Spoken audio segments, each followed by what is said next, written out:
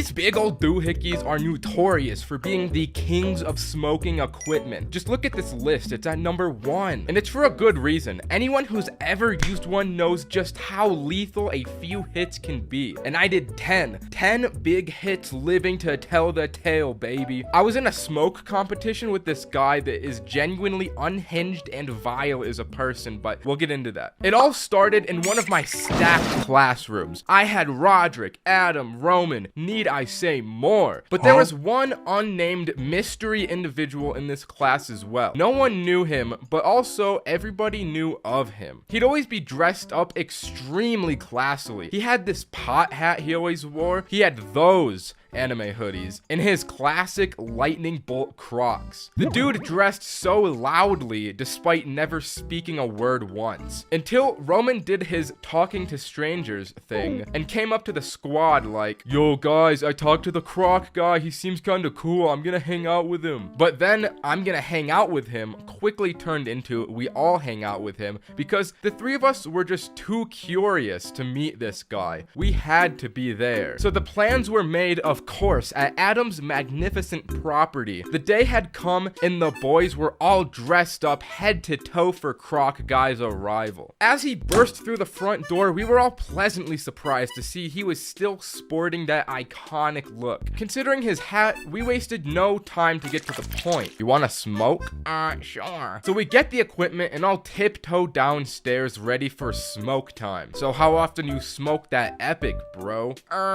Just about every day." "Oh, alright, so you think you can do more than I can?" Well, why don't we find out, huh?" So I grab that thing, take a hit, and pass it over to him. It goes around its rotation about 3 more times before the big man Adam has to tap out. 2 more rotations and Roderick taps out. Then ultimately, once we get to the 7th hit, I look over at Croc Guy and he says to me, I can't do this anymore." So me and Roman do a celebratory dance to commemorate victory. "I feel on top of the world! We need to go to the gym!" So we go into Adam's home gym. Like I said, he's got quite the estate. And me and Roman start hitting this punching bag with no remorse for our hands. In the face of success and 7 bong rips, there was no pain to be felt. But Roman must have had some serious demons because he took it pretty far, but he's the unhinged one, so it's not unexpected of him. After we broke our actual hands, we walk back over to meet with the group downstairs. But it's important to note, as we walked back, I was walking behind Roman. We were met at a crossroad where going left would lead us downstairs, which was where everyone was, but going right would lead us to Adam's bedroom, where I could swear I heard some kind of noise from. But I had thought that everyone was still downstairs. Did they come up to Adam's room? Roman didn't hear this, so he kept walking without realizing I had stopped behind him. So I turned alone and walked towards Adam's bedroom, and as I walked in, I see the Croc Guy laying on the floor,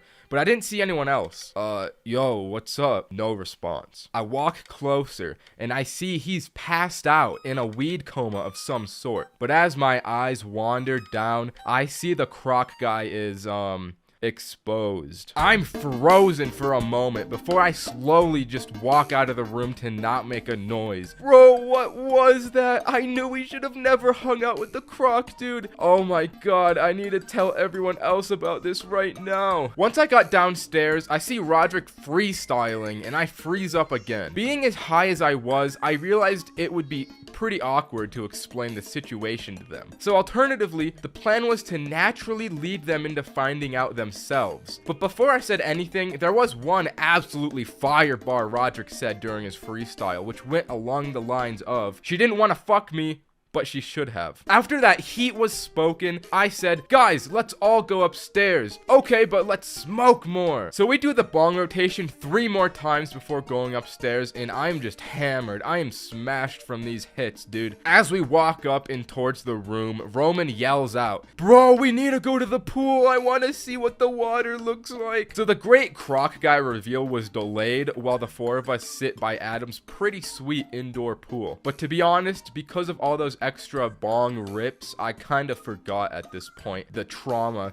that I had seen earlier. Something had snapped inside of me just out of nowhere at this pool because I'd start talking to myself. We're going to war, boys. This is gonna be the end. What are you talking about, bro? We're in the cryopod, bro. We're freezing ourselves in the cryopod before we go to die at war on the fire planet. You're on something else right now. Yeah, I have no idea what he's talking about. Tell me, should I die for my family or for my country? Definitely the country, bro. Yeah, definitely. When I'm out there, I don't have a family. I just created an entire headcanon in my mind that we were these space soldiers. I don't know where it came from, but it was funny. We should leave the pool. Roman, that was a shit idea. As everyone left, I kind of lagged behind for 30 seconds or so before I got up. And because of that, I exited out of the wrong door because I'm directionally impaired. I ended up on the other side of the house in the living room. There was jazz playing, the Christmas tree was set up, dim lighting. This was the absolute peak environment to be in. So I sat down for a minute alone to take in the environment when my peace was suddenly interrupted by screaming at the other end of the house. Then I finally remembered that atrocity in Adam's bedroom that I forgot about, but I didn't bother to go over there since the situation I was in was just too good. So I just laughed about it alone from a completely different end of the house while my 3 friends just went through torture. I couldn't be bothered when I was this high and cozy. Eventually, I just kind of fell asleep and the boys handled it. I don't know what exactly they did to the croc guy, but whatever happened was surely a solution. Okay, that's the story. Subscribe. I've done mushrooms a handful of times now, and I've only really had good experiences with it. I like that shit. Except for one time. I wouldn't call this necessarily a bad trip per se, but rather just a little freaky at times. I was chilling with my 2 boys. We'll call them Roderick and Cole. It was a Friday, September night at Cole's place with the good vibes and that good gas we was smoking. There's not much to say about the beginning of this night because it was before some of the more memorable moments happened, but I do have a little voice memo from it that I can play. We're in the kitchen right now and the lights are off and there's a blue light emanating from Cole's bedroom and I'm walking into the light. Thieves and beggars. Traveler, where have you come from? Travis. Oh, this is Skyrim. Eventually into the night, Cole brought out some mushrooms, which we had not discussed doing beforehand, and I was not entirely prepared for. He was like, yo, boys, we gotta do these shrooms, and we were both game. A little thing about Cole's place is that he lives on the top floor of his apartment. So best believe we were feeling bougie with the supreme views. We were staring out the window, looking down at the street when the shrooms hit it. And combined with the weed, it just sent us. I guess staring at the window was starting to give these boys some ideas because Roderick was like, bro, we should go for a walk. Which sounded good in the moment, but in hindsight, it's kind of a bad idea to walk around town late at night on mushrooms and completely baked. But we went out anyways. If you've ever been in this kind of mind state, you know how everything just seems to have this gloss over it that just makes you giggle. We are trying to get out the door and down the stairs with these big grins on our face, chuckling down each step. I don't know if anyone had seen or heard us at this time, but I do know, I am sure that if they did, they knew what was going down. One of the first things I noticed was how I could see more. It was like when you turn up your field of vision in Minecraft and you can just see a wider view. And we were just staring at this brick pillar. It's hard to explain, but everything just felt like Minecraft. I was convinced that this pillar was made out of like 3 Minecraft blocks stacked on top of each other, and it was the coolest thing I had ever seen. Cole threw out the idea of going to college campus, which from where we were was only about a 10-minute walk, which sounded great because there's a ton of sick architecture to look at there, but also there's a ton of people and students walking around. But you know, What's the worst that could happen? So we were down. We had the objective. We have to get to campus. The particular neighborhoods we had to walk through to get to campus were very hilly, which my mind liked a lot. I don't know why, but I kept saying, bro, this is like Disneyland, bro. This is just like Disneyland, bro. And then this lady sprints right past us. We didn't think any of it at first, but then a few minutes of walking later, there were these 3 big homeless dudes walking in the same direction. In hindsight, I don't think these people were following her, considering how slow they were walking and how far away they were, but my mind made a connection. I was like, wait a minute, I think we just walked past a situation. And my boys were like, yo, I think you're right. I think that was a situation. So we felt the need to bring justice upon these people and intervene. We gotta help her out. But then I looked at these homeless dudes. These 3 homeless dudes were all bigger than the 3 of us. And in that moment, these homeless guys were not just homeless guys. They were predator and I was prey. I felt like an animal looking at these people. These dudes could end me in an instant if they wanted to. So I turned around and I went the other way. And there it was. On the top of this hill was a full view of the college campus. It was so bright and welcoming. It was my saving grace from whatever had just happened. Walking onto campus, Cole started to get really into the architecture. And to be fair, it is really nice buildings. It does look cool. But he was like really into it. He was running around the place and he wanted to see all of it. But considering what had happened prior, that just wasn't an energy level that I could match him on. Eventually, going through campus a little deeper, we found that there was an entire amusement park that we didn't know about. I guess it was homecoming night and they had set up Ferris wheels and little rides. It was crazy and none of us knew about this. All those lights from the rides you would think would be so appealing to my shroomy brain, but since it was later into the night, only the workers were really around and they were in the process of taking down the rides, which kind of gave off this creepy abandoned amusement park vibe, which is never a good vibe to be in. So as we walked through the park, I noticed that one of the workers, he looked a little familiar to me. So upon closer examination, I recognized him as my own flesh and blood human father. This was my dad. He was just there. I guess he was just working some random job that I had no idea about, but my mind freaked out. I did not want to speak to my dad while I was on drugs. So I did this awkward speed walk thing to get away, but not too fast because I didn't want to bring attention to me, but just like kind of a little walk. I swear I got within like a foot of him and he did not notice. It was a close call. At this point, I just wanted to go home, bro. Roderick was really just chilling. He was just having a good time and Cole was still acting like a goddamn fool. This dude started dancing around while we walked around the campus with no regard to the people passing. It was sus. It was sus. But honestly, that's kind of a mindset I think everyone wishes they could be on. But considering what happened that night, I just wasn't there. I had to pull the plug at the night at this point, so I called up my girlfriend to pick me up. I was not about to walk all the way back. She picked me up, and when we got back to her place, I got the best sleep of my life.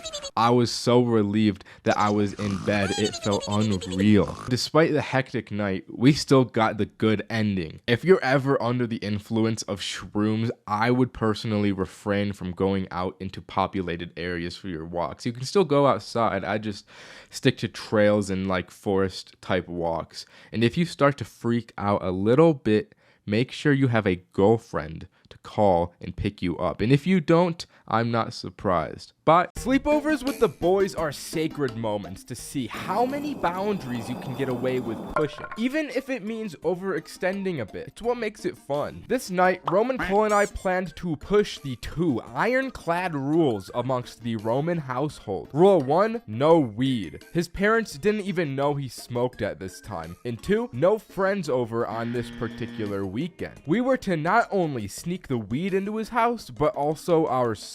Roman had just got got a brand new PlayStation VR headset and we wanted to experience the virtual reality while high, which posed for the riskiest activity of all. You see, this was his family PlayStation, meaning it was right in the middle of the living room, so we had to move at night when the family sleeps. Me and Cole stake outside for dusk to fall and Roman to give us the word. We had the weed in an airtight seal, a small pipe to smoke it, and some Febreze bottles to kill the smell. Eventually, we see the front door open. Roman gave us the signal and we slowly enter his house to not make a sound. We all make our way upstairs, walking past his parents' bedroom to get to our safe haven, Roman's bedroom. Objective 1 was complete. Now we had to complete objective 2, smoke the gas. So how are we gonna do this, man? I've got a spot. He opens his window and walks onto the roof. The three of us get to smoke under the stars as the calm before the storm. A moment of solitude before things take off. Once we're nice and high, we stumble back down to the window, probably almost die, and get back inside. The night was looking good. If we could complete our final objective to play VR, we could call this mission a success. We make our way downstairs and turn on the PlayStation, ready to experience this new world. We didn't want the smell of weed to linger on us, so we spray the Febreze bottle around the living room. But something all wise men know is not to give 3 high kids a bottle of Febreze. Since it's his house, naturally Roman gets first dibs on VR. But as soon as he puts this headset on, we start spraying him all around with the Febreze and watch him helplessly squirm. Before we know it, we had sprayed the entire bottle of Febreze, and this room was so smelly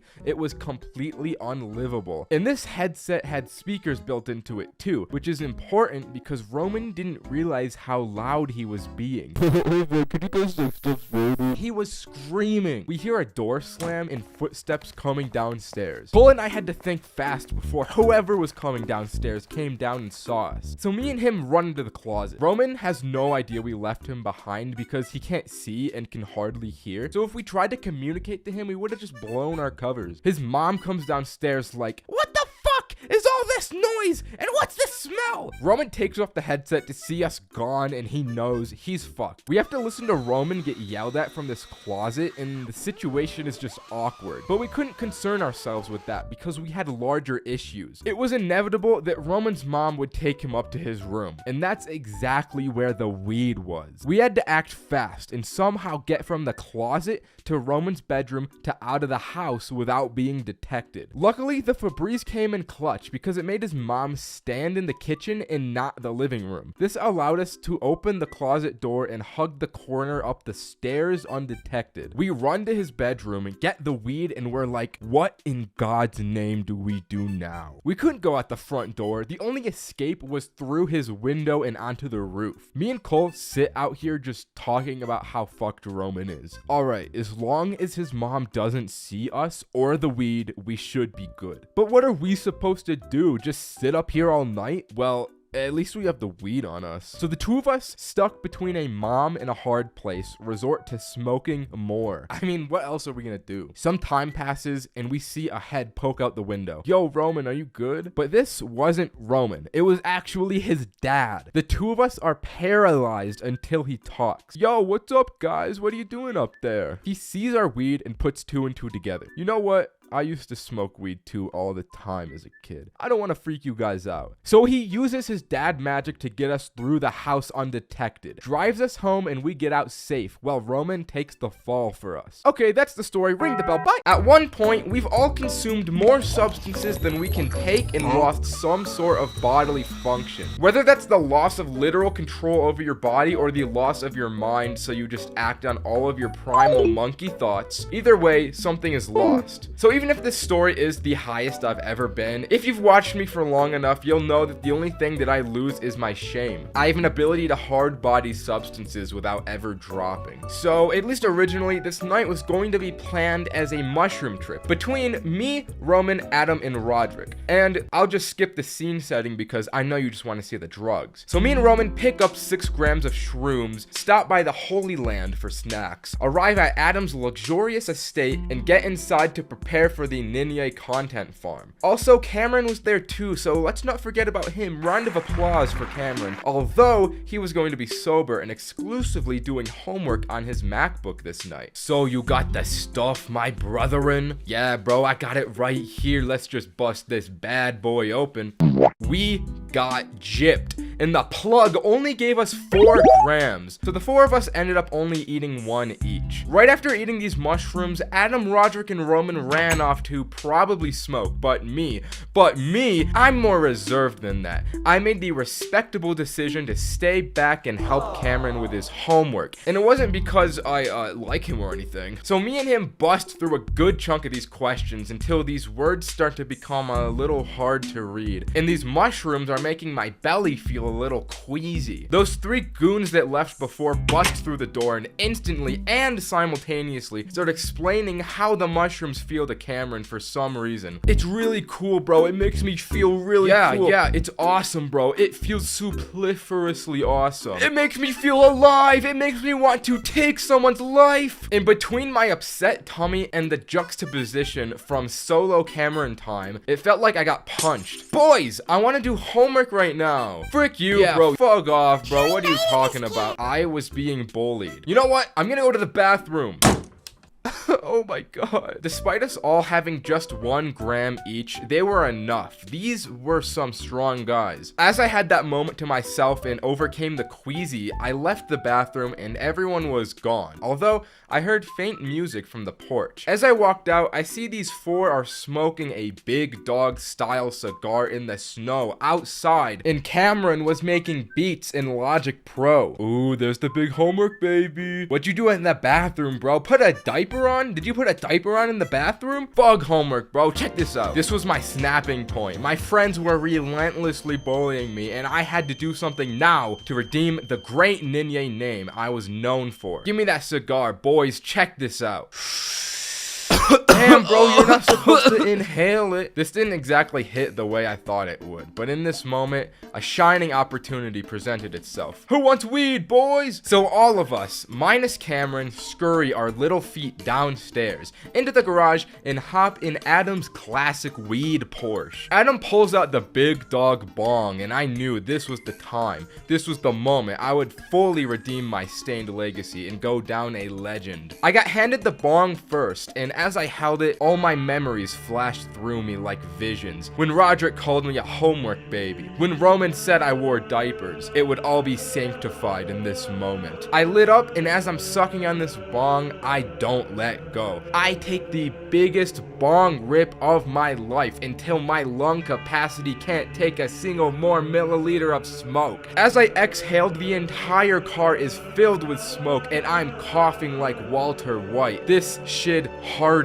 Afterward, I just lay down in the back of the car while my body recovered. The bong was passed around a few rotations, but I couldn't take any more, so I just waited until we all finally got out. And once I stood up, I realized how high I was. So as we all stumble back to the bedroom, I go up to Cameron and I ask him, "Bro, let me see the laptop, bro." I had a golden joke cooking. I sit down with Roman in an attempt to open Google Images, search for Patrick Bateman, and my joke was gonna be that I said that was Cameron doing his homework. But I only got to search Patrick in the search bar before I hit enter, which brought up Patrick's star, which had this image from an Amazon link to a Funko Pop that the 2 of us found a lot funnier than the original joke would have been. But then I took it further by clicking on the image, bringing me to Amazon where I bought it. I bought the Funko from Cameron's laptop on his account with his card and shipped it to his parents' house. I was on fire. I was in my element here. Then Adam brings out the vodka and I'm chugging that thing like a Division I football player. Then Adam brings out the canned wine and I'm chugging those things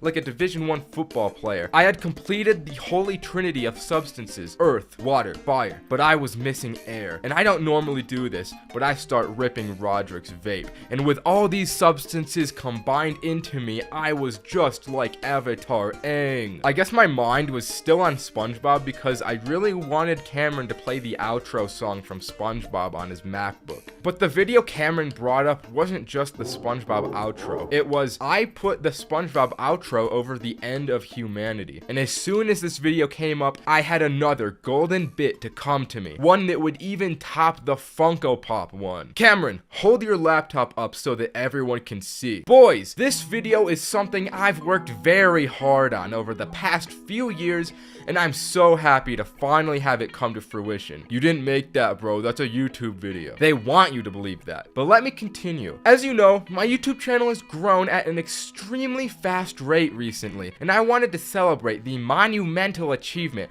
of 200,000 subscribers with a celebration that's fitting. So I've planted 200,000 bombs across New York City, and what you're seeing now is live drone footage broadcasted from my channel. But it's not just New York. The more subscribers I get, the more bombs I plant, until even we are engulfed by fire and explosion. It's just my way of saying thank you for all of the support I've received thus far. As you can imagine, that bit killed it. I could confidently say that my name was saved from the disaster of earlier that night. I walked out of the room and into Adam's library, basking in glory. Like I said, he has a luxurious estate. He has a library. And still vaping, I sit on his oversized reading throne until I passed out for the night. Okay, that's the story. Subscribe. But being high and alone is something I like. But you know what isn't? Addiction. And if you're watching this video, there's a 99% probability that we share the same addiction. And that's short form content. I go on these jaunts just about every non-consciously waking moment of my life. So this particular night of me being high and alone served to free me of this terrible addiction, because every time I opened short form content throughout the night, I made myself eat an extra edible in an act of hopefully stopping my addiction. But it only kinda worked. Here's what happened. Right off rip, after eating this gummy, I cleaned my entire house. I was an unstoppable force of cleanliness off these gummies. But afterward, I quickly went back to my addiction. Not YouTube Shorts, I mean gambling. This is gonna be huge. I'm gonna open a freaking case, dude. Holy crap. Oh, alright. But I felt that if I was to truly free myself of addiction, I probably shouldn't make exceptions. So I ate another gummy after this as well. Then I instantly opened Snapchat and went onto the shorts because I'm not very smart, which meant another one down the hatch. I had already eaten 3 gummies, so I knew I needed a foolproof strategy that would ensure I wouldn't watch any more shorts. I decided to attack the problem at its roots, which is my attention span. I needed a way to fully reset my mind, and my idea to do so was a kind of strange approach in hindsight. The plan was to sit down in an empty room and just exist with myself and my drywall. I sat there and stared at drywall with as much mental focus as I could possibly exert for as long as I could. I would start to feel my focus wavering periodically. The only thing this ended up actually accomplishing, though, was giving myself a headache, which is ironically exactly what YouTube Shorts do as well. Alright, so the drywall strat, it's not working. Maybe I just watch full-length YouTube videos instead. Maybe that will fix me. This was a worse idea than the drywall. The YouTube app did that thing where it opens into shorts, so I start watching a handful of these before realizing what I've done. I ate another edible, but to be honest, YouTube Shorts had admittedly fed me some interesting slop this time around. I was watching a big, strong, shirtless, hot man climb a boulder, which got me in a real mood to watch more men climbing rocks. I was relentless with the men rock climbing videos. I watched Olympic climbing. I watched little men climbing. I watched big men climbing. All this climbing made me want to climb myself. So I bought a membership at a climbing gym. I haven't used it yet, but eventually whenever I do, I bet it'll be pretty cool. In an attempt to feel the triumphant victory of climbing rocks, I ended up climbing onto my bed from the floor, which isn't as impressive, but I thought it was pretty cool. Then out of left field, YouTube recommendation threw a real curveball at me. Teen Titans Go Movie Magic. This video hit the spot like nothing before. This show is just so goated. I was watching it so involved and entranced by the funniness and bright colors. Although I was really lost in the plot here. I didn't realize this while I was high, but this is actually like 5 videos strung together into one. Somehow I still managed to follow some kind of plot despite there not being one, which is something quite impressive. But this whole time I couldn't stop thinking about how funny Robin was. This dude has to be the best written character of the millennium. I really came to realize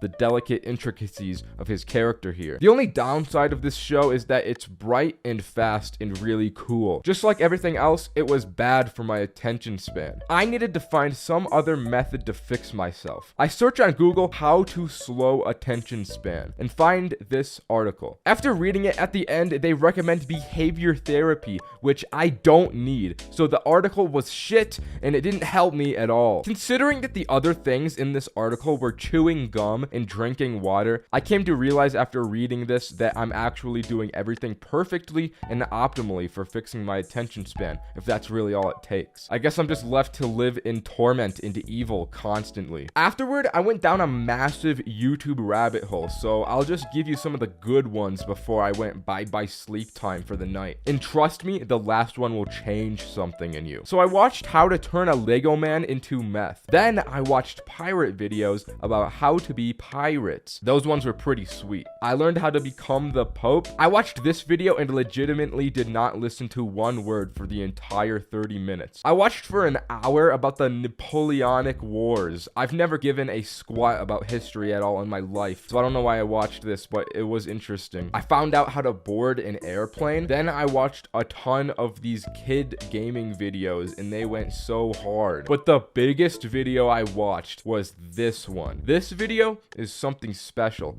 Anyways, subscribe. Back in high school, the struggle for just a smidgen of change would lead people down unspeakable paths. I'll admit, back in the day, the grind for a pretty penny got to me. I saw bad things and did bad things I'd never forget. Today, I'm here to share how I slung drugs out on the courtyard, created an empire, and how that empire was suddenly pulled from right under my feet. Like anything ever, this operation was conceived out of an idea that sprouted out from desperation. A desperation me and the big man Cole were facing. Financial insecurity in the face of college. We wanted a little more bread before we went off to uni, and almost like fate, we had an idea come to us from pure happenstance. It was a sleepover night with the two of us. 9 p.m. was approaching. We had to be up by 5 a.m. for gym time, and we weren't tired. We consulted the melatonin gummy jar about this issue, and we both ate like 4 of these gummies. We lay down in our separate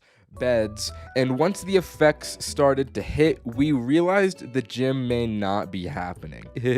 Bro, are you still awake? Yeah, bro, I feel high. Me too. Something that must be understood is that the chemistry between me and Cole creates one of the greatest minds for business. We had realized, dude, we don't need to buy edibles to get high. We just need melatonin. This then advanced to, if we don't need to risk buying illegal drugs, then there's no risk in selling these either. And then we have an entire school of customers that want weed but can't safely acquire it. And finally, we need to sell these to the freshmen. If we could trick one high school freshman into believing these melatonin gummies were edibles, he'd tell his friends, the business would grow naturally, so would our pockets, and we would have a solid amount of money when starting college. When the next day of school came around, we had a plan. All that was needed was a freshman to take the bait. During lunch, we both sit at a table beside a group of freshman kids, positioning ourselves back to back with another table. We start talking. Man, I cannot believe we got all of those edibles. I know, right? They hit so hard, bro.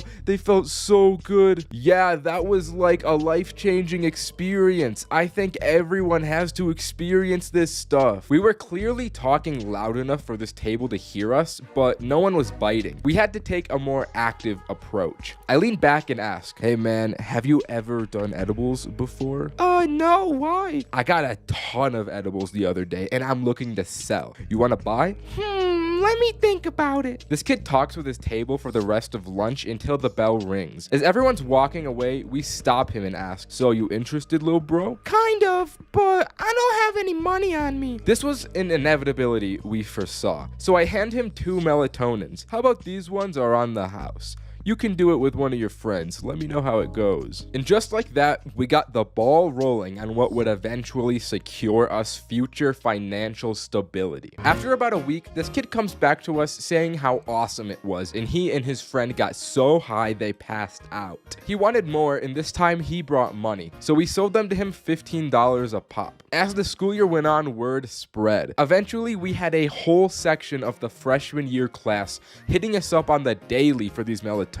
But while our pockets grew, our hearts would shrink. The two of us had a real friendship that grew with the original kid, and he had no idea. That bond was built on a foundation of lies and deceit. We had to really ponder the ethical justifications of our scam. Was lying to all of these people justified if we were providing them with fulfilling experiences? Was ignorance truly bliss, and did they deserve to know the truth? It felt wrong to leave for college, abandoning all these freshmen behind in a haze of lies. They deserved to know, so me and Cole had the plan to tell them on the last day of school, and we'd use the money they gave us to buy real edibles for them and make up for everything we did. It was a solid plan that would lift the baggage off of our souls, so as to avoid carrying this burden throughout our lives. But things did not go as planned. Spring break hit, and so did COVID. We never got to see those kids again, and they still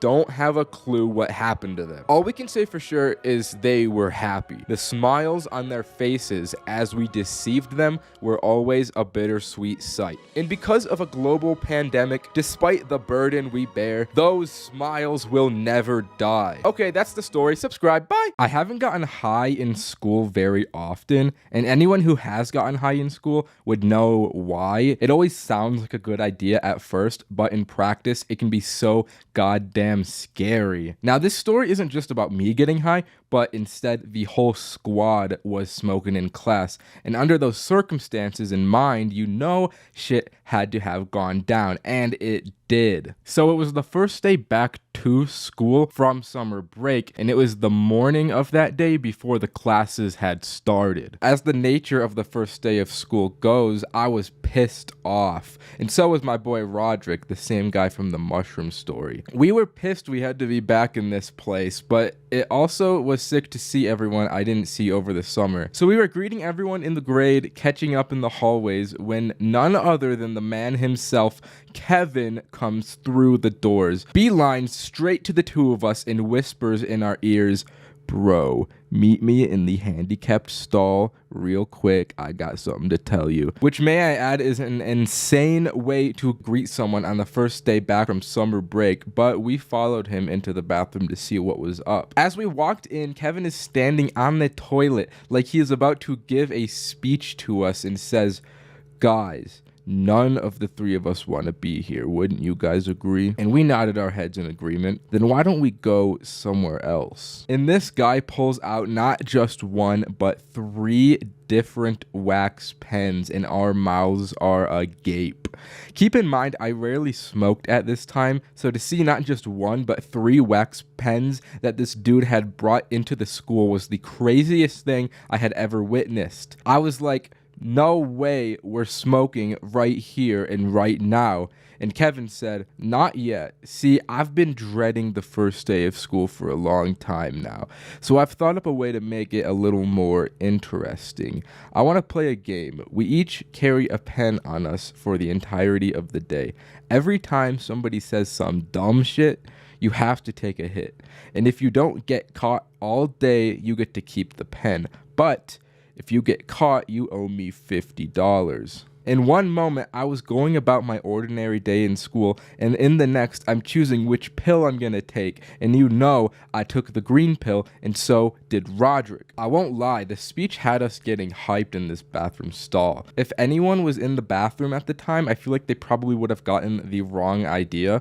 But anyways, we had to plan our day. We all brought out our schedules to see which classes we shared. I shared Spanish with Roderick, math I was with both, English I was alone for, in study hall I had the two of them again. But the bell rang and me and Roderick headed over to Spanish and departed from Kevin. As we walked into the classroom, we agreed we wouldn't sit next to each other, so if one person came down, the other wouldn't come down with them. And it would be easier to stay undercover, so we both sat in the back corners of the class. The class started and the teachers were going over the syllabus when this kid raised his hand and asked, "When we get our assignments, do you want our names in English or Spanish?" Me and Roderick just stared at each other from across the class after that.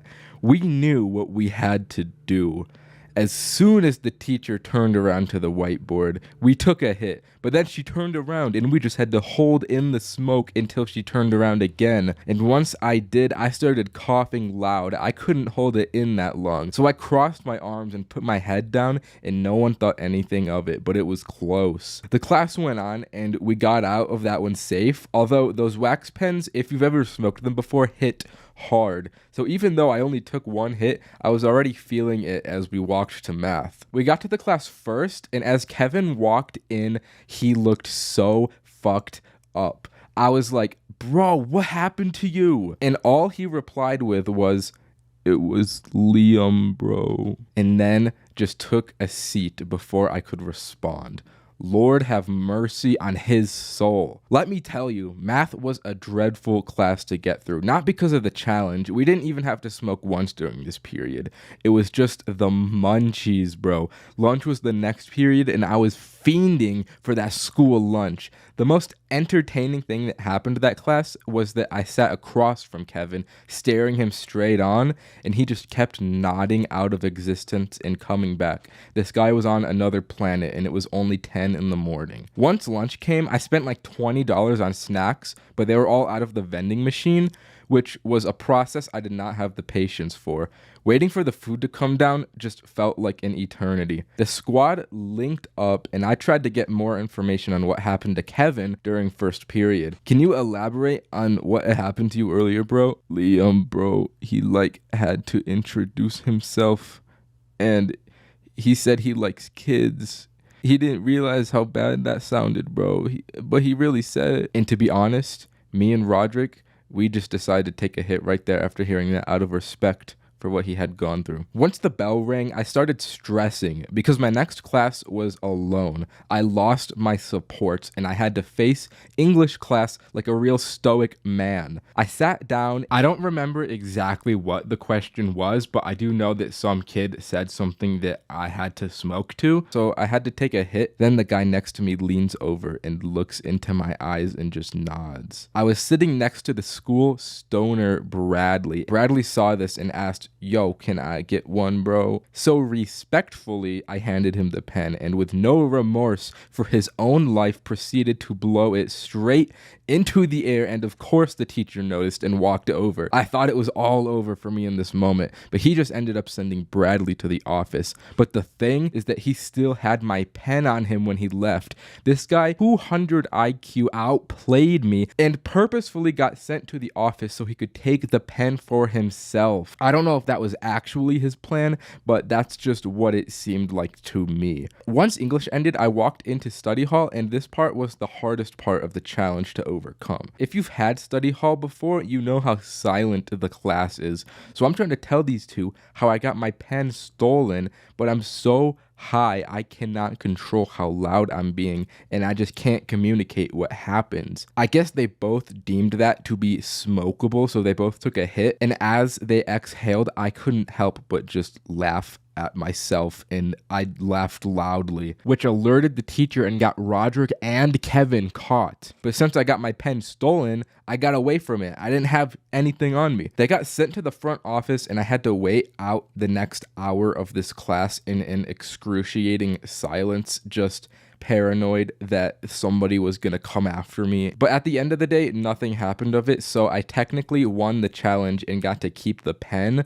But since it got stolen, I really just got nothing. But I'm glad I won though, because if I had lost, I would have had to fork over $50 and a new pen. So I dodged a bullet there. So while I didn't get anything, at least I didn't lose. Smoking alone for the first time can be a daunting task. A little inexperience can make you truly fear you'll smoke the grass wrong and end up in the shadow realm. And a part of that's true. If you never smoked alone before, you gotta understand it leaves you susceptible to your demons more than any other scenario. In Fortnite terms, running solos can really feel like you queued solo squads with the amount of demons you gotta fight off. Truthfully, I'm not one to talk though, because the first time I smoked alone, I did it out a goddamn banana. I was truly struggling back in the day. This particular instance of my first time, I think it was my 4th time ever smoking weed in my life. I came into it so inexperienced, I didn't even consider something could go wrong. It was the day after I had some boys over. We had gone questing for Zaza the night prior, and when the next day came, I had a little leftover nugget in my name. So once they all left my abode, I got a real sinister and evil idea inside of me. I got the idea to smoke it on my lonesome. The only issue, I was so new to weed, I didn't even have a method to smoke it. I went on Google and looked up homemade ways to smoke weed, and that's how the banana thing happened. Then came the second problem all low-level ZA smokers encounter, and that's masking the smell. And to be honest, I don't really have a very keen nose. My sense of smell is kind of fucking bad. But I just turned my fan on full and blew the smoke out the window. It was really the best I had. I won't lie though, the banana was goated. The banana was a little too goated because I ended up smoking way more of that razzmatazz hop skiddly do than I thought the banana was capable of.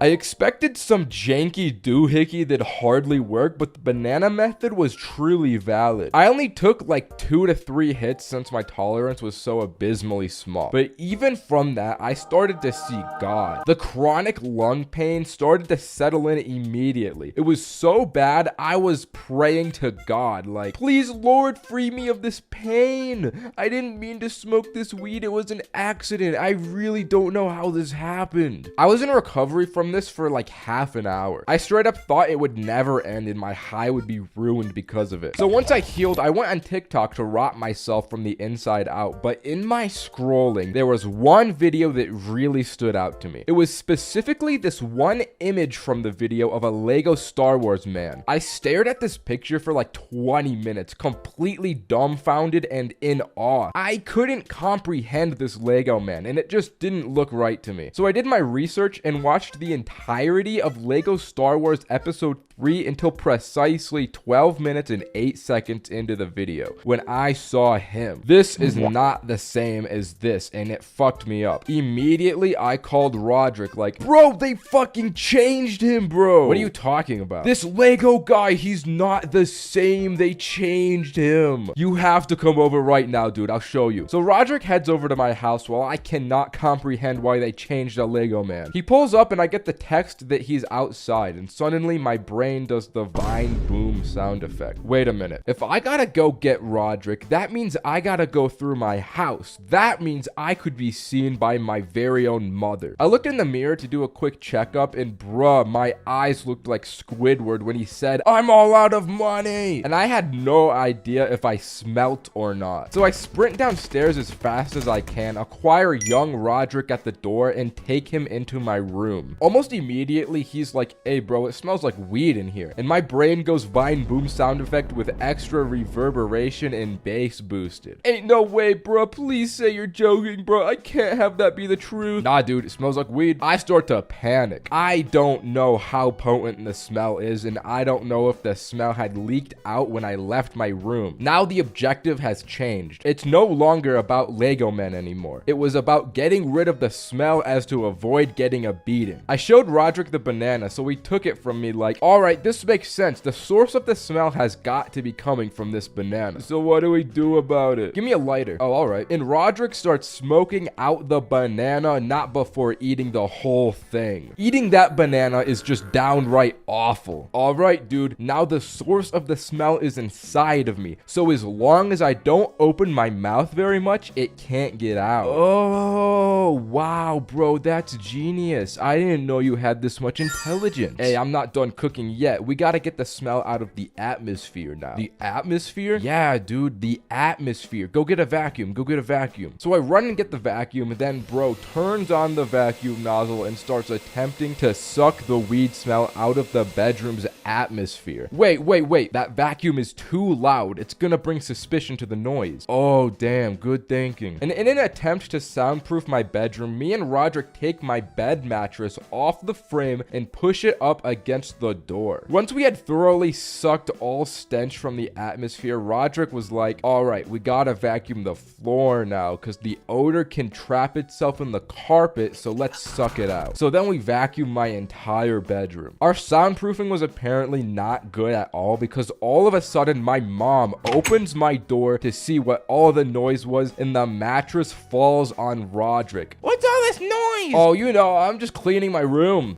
Are you okay, dude? I think my rib punctured my lung. Okay, but we should be all good with the smell now. This was perfect because now I could show Roderick how they changed the way Lego General Grievous looks in Lego Star Wars. So I showed him the difference, and bro didn't really care. He never played Lego Star Wars, so he didn't really have any reaction. After that anticlimactic reveal, he just headed home, and I was back to being high alone. But since we had cleaned my room, I won't lie, I felt like a king. I felt like I was living in the highest echelon of society. So I took a whole shower for like 30 minutes in complete bliss. Once I was done, I got out and looked out my window to enjoy the view to see Roderick's car was still outside my house. It turns out he forgot he drove to my house and he was walking home this entire time. So I called Roman to get Roderick to take him to my house so he can take his car home. So we go through with the plan until Roderick gets back to my house and he's like, I'm high, I can't drive. So we call Adam to drive over and bring Kevin to drive Roderick's car home. In the meantime, me, Roderick, and Roman all go up to my bedroom, and as soon as Roman steps in, he's like, it smells like weed in here. Are you joking? After all the atmospheric sucking we did, it still smells like weed. So Roman did a little scouting around until he finds little bits of weed all over my bathroom counter. It turns out Roderick had just spilled them all out before eating the banana and forgot that they were out in the open. So Adam and Kevin come to my house, and as Kevin gets ready to drive Roderick back home, he realized he doesn't know how to drive a stick shift. So we need Adam now to drive Roderick's car since he doesn't know how to drive a stick shift, and they did a whole thing that I completely tuned out because I'm high and can't mentally comprehend their plan. As I'm watching them try and figure this all out, I'm just thinking, damn, if they never changed the way that Lego guy looked, none of this would be happening right now. So since I just kind of tuned this whole thing out, I decided to sneakily turn around and just walk back into my house while this chaos is transpiring outside. Even though at the heart of the cause, it was my fault, I was just like, I can't deal with this right now. And as I went into my room, I won't lie, I still smelt the weed at this point. But I couldn't really bother to care about that either. I was just so mentally fried and I was so high. I decided I would just watch funny videos on my iPhone SE until I passed out. Okay, that's the video. Subscribe. Bye. I've smoked, I've drank, Lord forgive me, I've even done mushrooms. But in my eyes, all of those are fairly moderate or not bad substances. But this time, doing Molly was the first time I dipped my toes into the deep end and jumped into what I would consider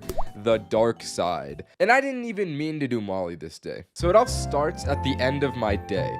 I had just gotten done with a long day of work and I was winding down and, well, I'll just let this video speak for itself. Doesn't get any better than this, brother. Got my One Piece, my Vizzy Hard Seltzer, and my Lego Vespa. This is gonna be a good night. When suddenly I got a FaceTime from Adam. I picked it up and I see him with the legend Roderick. They were like, bro, you gotta come over. Roderick's in town. And I hadn't seen him all summer, so I was hype. Yeah, bro, I'll come over, but you gotta pick me up because I'm off the hard seltzer, my boy. So my goons come and get me and take me back to Adam's mansion house. I had to put the brakes on the Lego Vespa, but I had higher priorities to attend to. So we get to Adam's house, run down to the basement garage, and get into the weed Porsche. We had the weed as we entered the car, but what I didn't know was that Adam had a little something else in his current possession. He turns around and reveals 3 different pills for each of us. Boys, I have Molly if we want to try it tonight. Now, I got a bit of whiplash from this. None of the 3 of us had done Molly at all before, so this was entirely out of left field. These 2 were both on board, but I was a little hesitant. Pills are nothing to trifle with.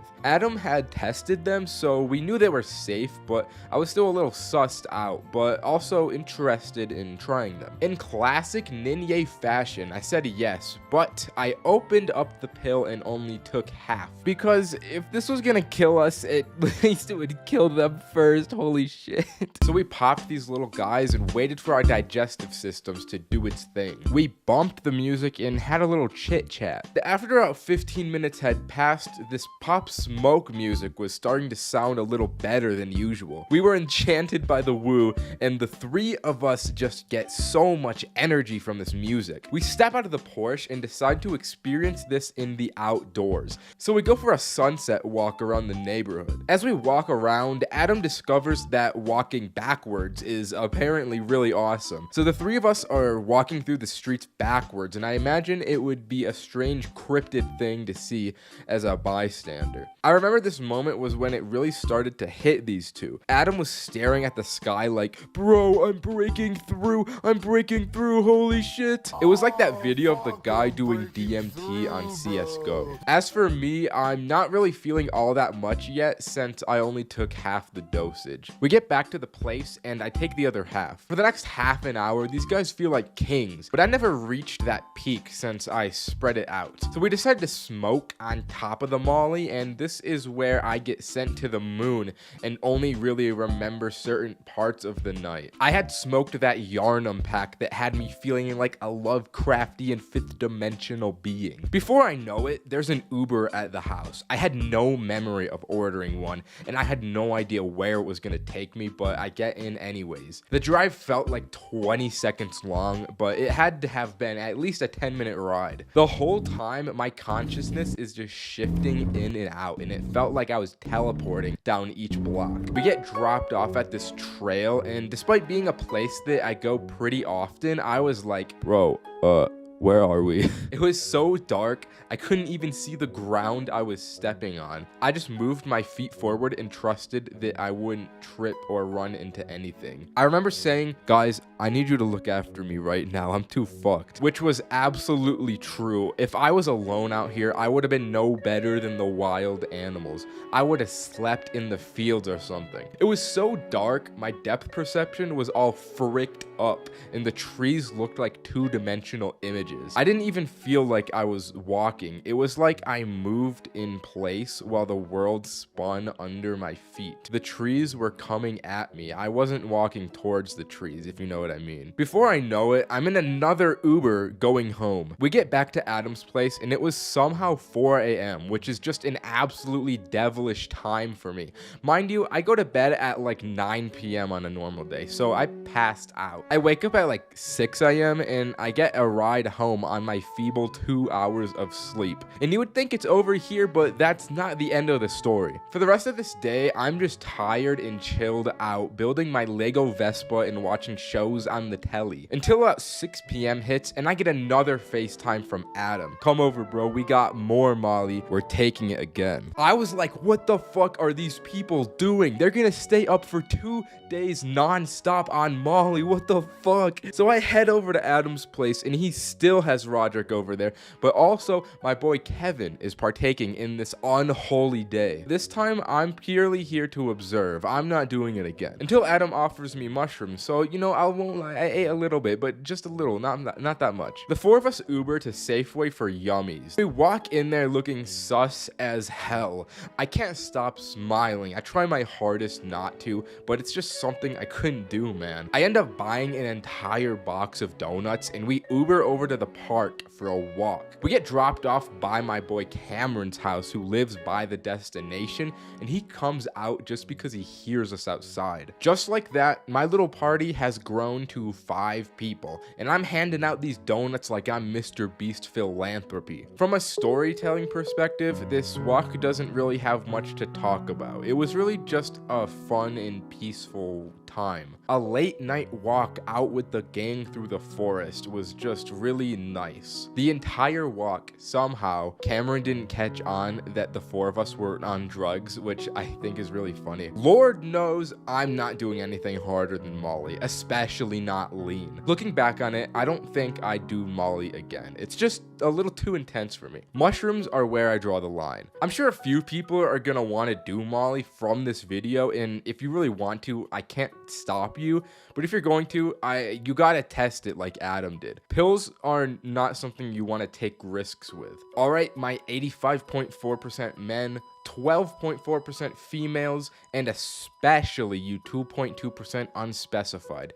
Thank you for 10,000 subscribers. That shit is epic as hell. Bye.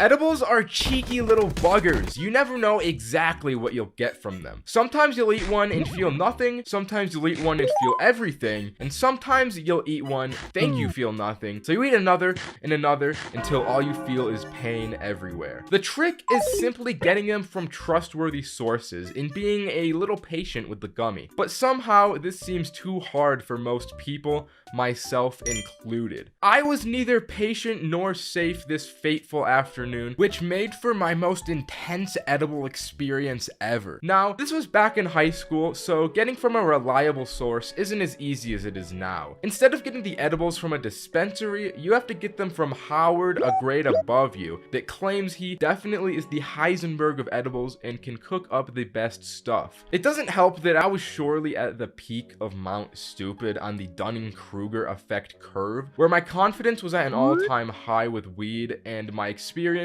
was very low. I was naive in the face of Howard's homemade edibles, so I bought a batch of them after school, took them home for the weekend, and prepared for an epic freaking time while I had the house to myself. You already know, before I ate these, I was showing them off to the boys. I was like, look at the fresh booty this young boy got his hands on. But I wasn't about wasting time. It was business time. It was time to eat the edibles. I started by just eating one of the 4 I had bought, and right from the moment it touched my tongue, I could taste just how weed infested these brownies were. But I got it down. Then, with every passing second, I analyzed how I felt. And when you think about time that hard, it makes it feel like it passes way slower than it actually does. What feels like 30 minutes is actually 10, and what feels like a weak edible is actually a bombshell that hasn't gone off. So I thought, this one should have hit by now. I guess it's just weak. If this is how one feels, I can definitely take an extra 2. And we all know how this goes. As all of these edibles hit at once, my body is instantly, essentially paralyzed. I got the cotton mouth of a lifetime, which marked the only time in my life where I wanted water more than pussy, money, or weed. So I just lay here like, god damn, I didn't sign up for this. So I try and roll over to get my phone and text the boys group chat that I was on my deathbed. But my body couldn't roll over without me using 100% of my brain power to do so. As I picked up my phone, it felt insanely heavy. I had the 40-pound iPhone. The phone was just way too heavy for me to pick up, so I was left with one option. I couldn't text. I had to send a voice memo. Yo, guys, this shit is hitting for real. I think I need help. Send over the reinforcements to my place. I'm dying. Which was a pretty funny message to follow from the previous one. So once the message was out, so was I. My body shut down for I don't even know how long. But when I came back into consciousness, it was like I was viewing myself laying in the bed from a third person view. This didn't last long though, because I got back to my body pretty quickly. But for a moment there, when I saw myself, I thought that I had died and I was leaving my body. But somehow I rationalized myself out of it and thought, there's no way I'm dying. I'm just on a lot of drugs. People always think they're gonna die when they're like this. I don't know how I was able to rationalize myself out of thinking I was dying, considering how high I was, but I guess I'm just the GOAT. I can just do it. So I look over at my phone and I see that Roman is calling me. What's up, bro? Are you good, bro? Partially. Come over to my house though. So we came over with Cole and Adam, and as they rang the doorbell, I was faced with a real dilemma. Shit. How am I gonna let them into my house? So I tried to stand up, but instantly just fell on the ground. I had to crawl on the ground over to the stairs and I just fell down them. I was way too high. There was honestly no other way I could get down, but I was also so high I didn't feel pain from falling down the stairs, so it was all good. I unlocked the door still on the ground with my toes and then just kicked it as hard as I could to let them know they could come in. The three of them stood over my lifeless body and asked, "Bro, are you okay? How do you feel?" So I reached into my pocket and I pulled out the last brownie. "Boys, eat this. You'll know a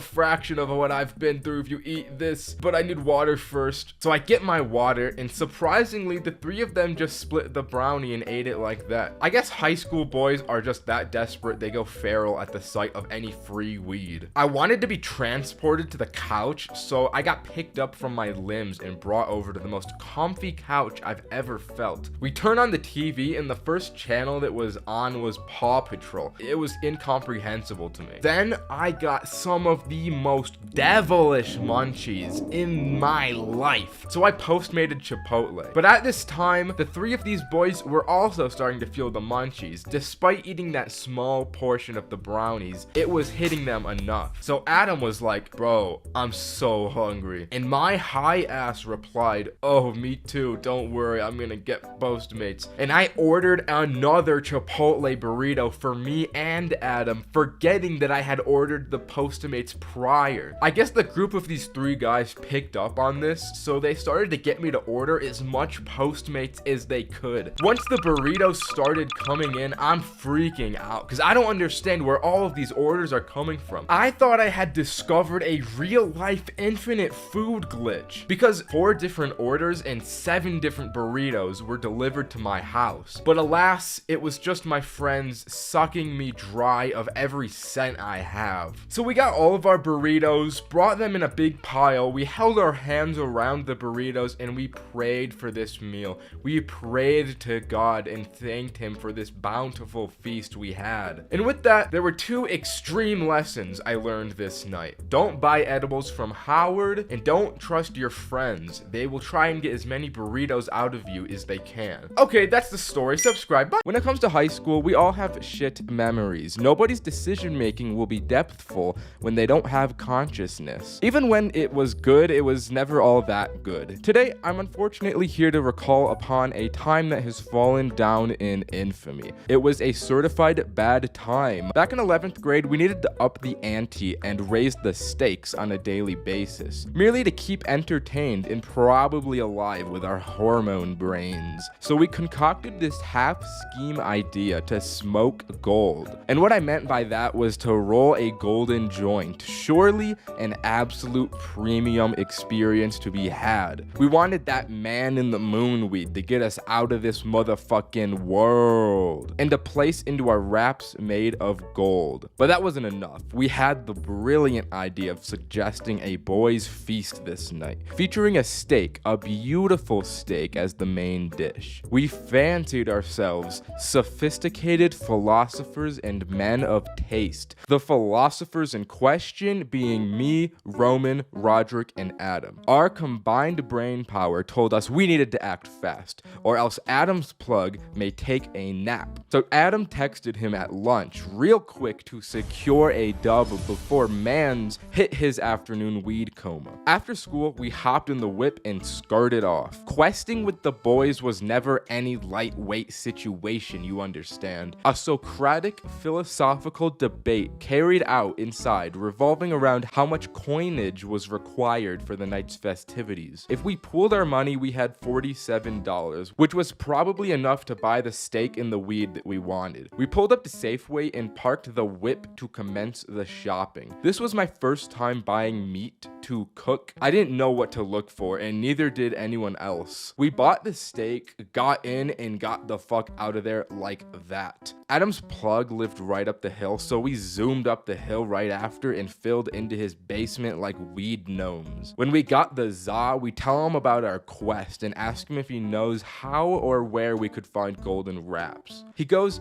"Hold on," as he pulls out a golden cone and a small piece of gold paper. "You can either have a pre-roll for 20 or the filter for free, but you can't have both." This is what I meant when I said high school was shite. This moment right here should have been it all. Anyways, the boys mentally connect for a moment and confirmed that we're all like, fuck this guy. So we grab the filter and head out. Before we leave, he gives us 3 shops that wouldn't card, according to him. With 2 of the 3 ingredients scored, everybody hopped back in Adam's car and set course for the first shop. We for real felt like American navies in this moment. Brave seamen who ventured into unknown waters for booty. As we pulled into the parking lot, Adam said he wanted to go in first. So we blessed his ass with ancient prayers before exiting the vehicle. He comes back empty-handed and looking a tad unnerved. He explains that he went in to find a really chill, young-looking guy behind the counter. But as he started to browse around, he noticed that there was a bit of a switch up. An old guy sat crossing his arms and glaring at Adam from where the other guy was. This did not vibe with Adam very well, so he bolted out the door before he let anything else happen. Exhibit 19 as to why high school sucks. The shit you have to risk your literal life and limb over was never worth it.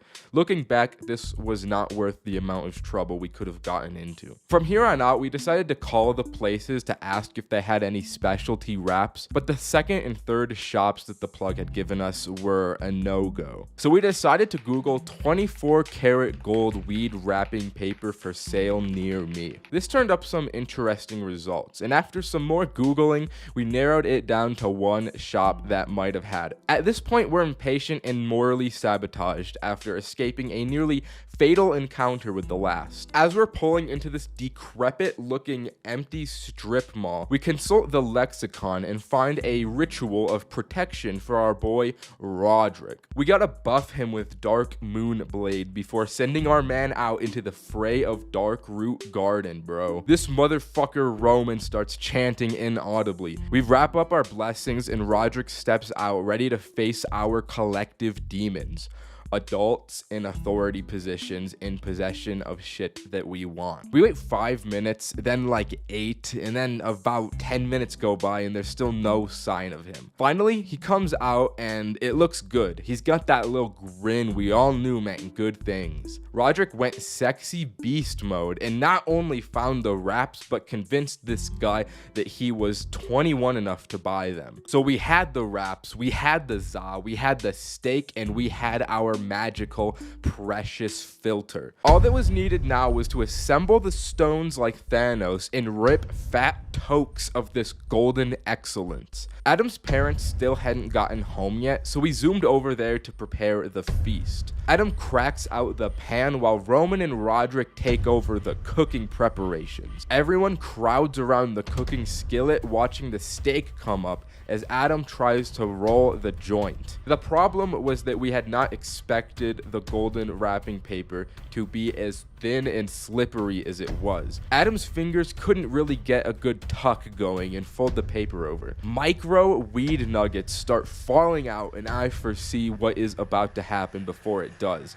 This moment is God sent. I prophesized the fall of the joint. As we're all there admiring this magnificent cut of beef sizzling on the burner, Adam's hands dip down low, causing every single last crumb of weed to roll out the tip into the steak. Nobody says anything. Then, without saying a word or anything out loud, we all lean forward and start trying to inhale the sizzling weed crumbs off the frying pan.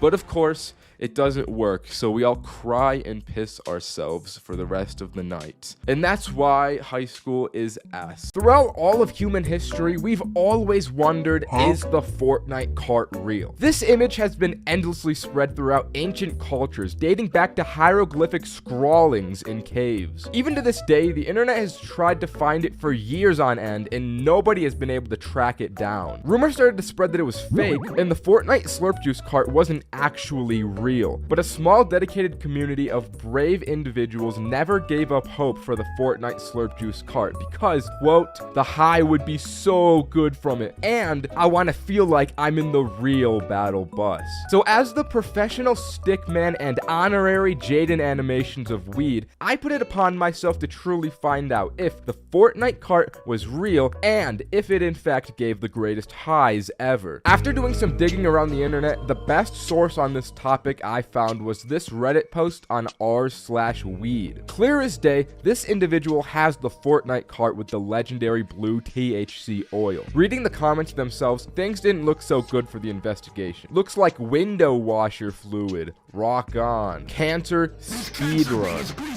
You should seriously not inhale that. I know it's kinda funny and everything's a joke, but the cart is fucked. Poop_tickle felt extremely passionate about this anti-slurp cart propaganda, but I didn't let it get to me too much. I mean, something being funny has never stopped me from inhaling things in the past, so I kept on my voyage. But then the positive side of the thread started to show itself. Looks real, you should be good. Hit the chug jug. It looked like there were still some believers here who hadn't been gotten by the Reddit brainwash yet. But none of these comments were bringing me any closer to the truth. To take things further, I decided to message the original poster of this image, Blaze_Titan04, and to my surprise, he actually responded. I can't show exact messages since he requested to keep them private as he moves in the shadows on his grind, but he provided an extremely crucial key piece of information. He told me exactly how he acquired his Fortnite slurp cart and who it was from. And best believe it spawns from the depths of Los Angeles. There's a man who runs a small business manufacturing and distributing custom-made THC carts that has the means to make the Fortnite cart a reality. And so I emailed him. Hello, weed legend. I'm a weed man myself and I love weed, but I also love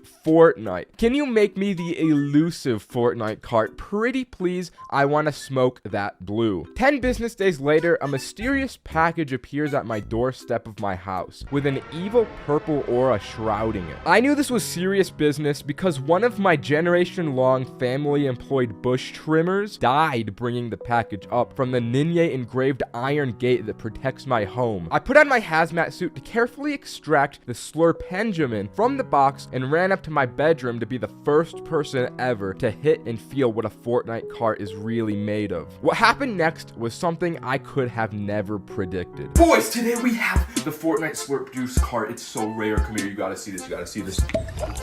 Oh my god.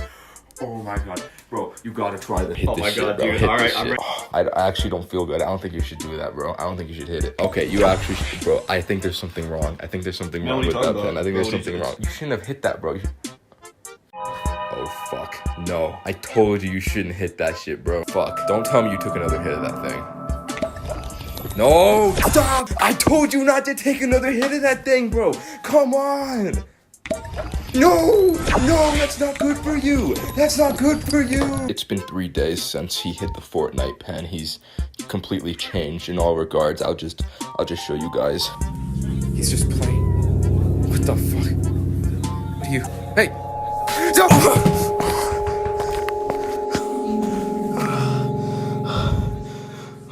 To answer the millennium-old question, no, the slurp juice cart did not make me feel like I was on the battle bus. But I can confirm it does hit in an indescribably different way. Unlike anything I've ever smoked. But different isn't always better though. It was clear this THC was laced with some sort of evil dark enchantment I wouldn't even wish Chains for Real smoked. And because of this immense power, I flushed it down the toilet so it could never be smoked again. Okay, subscribe. Mushrooms are my favorite thing on the entirety of planet Earth, just above family, money, and my iPad. So naturally, I look back fondly to the wacky antics of my first time. But everyone's first mushroom trip has the arbitrary barrier of, how do I even get these? You have to figure out. Up until this point, I had only ever really acquired the za, so I didn't really know where to look. So I did what I do best, and I made someone else figure out my problem for me. Hey Kevin, you buck-toothed freak, I need you to get me some mushroom. I don't know if I can. 2 days after that phone call, I pull up to Kevin's house with the boss, Cole. It was gonna be both of our first times, but Cole said to me, I really want to die from this, and decided 4 grams would be a good amount for his first time, while I was only doing a measly 2. Kevin comes out of his actual woodland shack and meanders over to the whip to show us he's got that stuff. I kiss him on the lips as thanks and pull out my scale to measure the grammage. Although this wasn't my brightest moment because I didn't have the right kind of scale to do this. I had brought one of those cooking scales and the thing was not nearly accurate enough to measure them Johns. Not to mention it was in broad daylight on the hood of my car, so people kept driving past us and it was real sus. So we just decided when the time came we would eyeball it. So the time did come and we did eyeball it with Adam because he wanted to join us as well. Adam and I were able to get ours down with no problem, but Cole just couldn't stomach it. So this guy puts his shrooms into a blender with just water and makes this nasty shroom water drink. But this wasn't good enough, so he put sugar into the water, which made it worse than before. Since we didn't measure the shroom dispersion correctly, there's no way to know if he really ended up drinking 4 grams or not, but I'm willing to bet that he had more than 4 because this drink sends him to another planet. Cole was where most of the content of this night came from. So let's skip 30 minutes to when they started to hit. As the high came over me, I felt like every aspect of myself was at 11. I could think sharper. I could see clearer. I felt like I could do anything. I was quite literally cracked. An immortal being living amongst the mortals. Adam was just vibing out on the couch listening to music, but Cole was on God mode with me. Considering that he ate double the mushrooms I did, I can't even imagine what he was on. Cole looks over to me and says, I need to kill God. I didn't completely know what that meant, but I was like, yeah bro, go for it, kill him. So Cole grabs this sword he had, and I can't say what it looked like from his perspective, but I'm sure he was winning. At one point, I took my glasses off, and my vision was so bad that the blurry world without my glasses felt like a whole new place. I thought of it as a personal little pocket dimension I could enter whenever I wanted. But then Cole just yells, yo bro, you need to see this, from the bathroom. So I walk over and he's doing what most people tripping would consider unspeakable. He's looking at himself in the mirror. What's up? Dude, look in the mirror.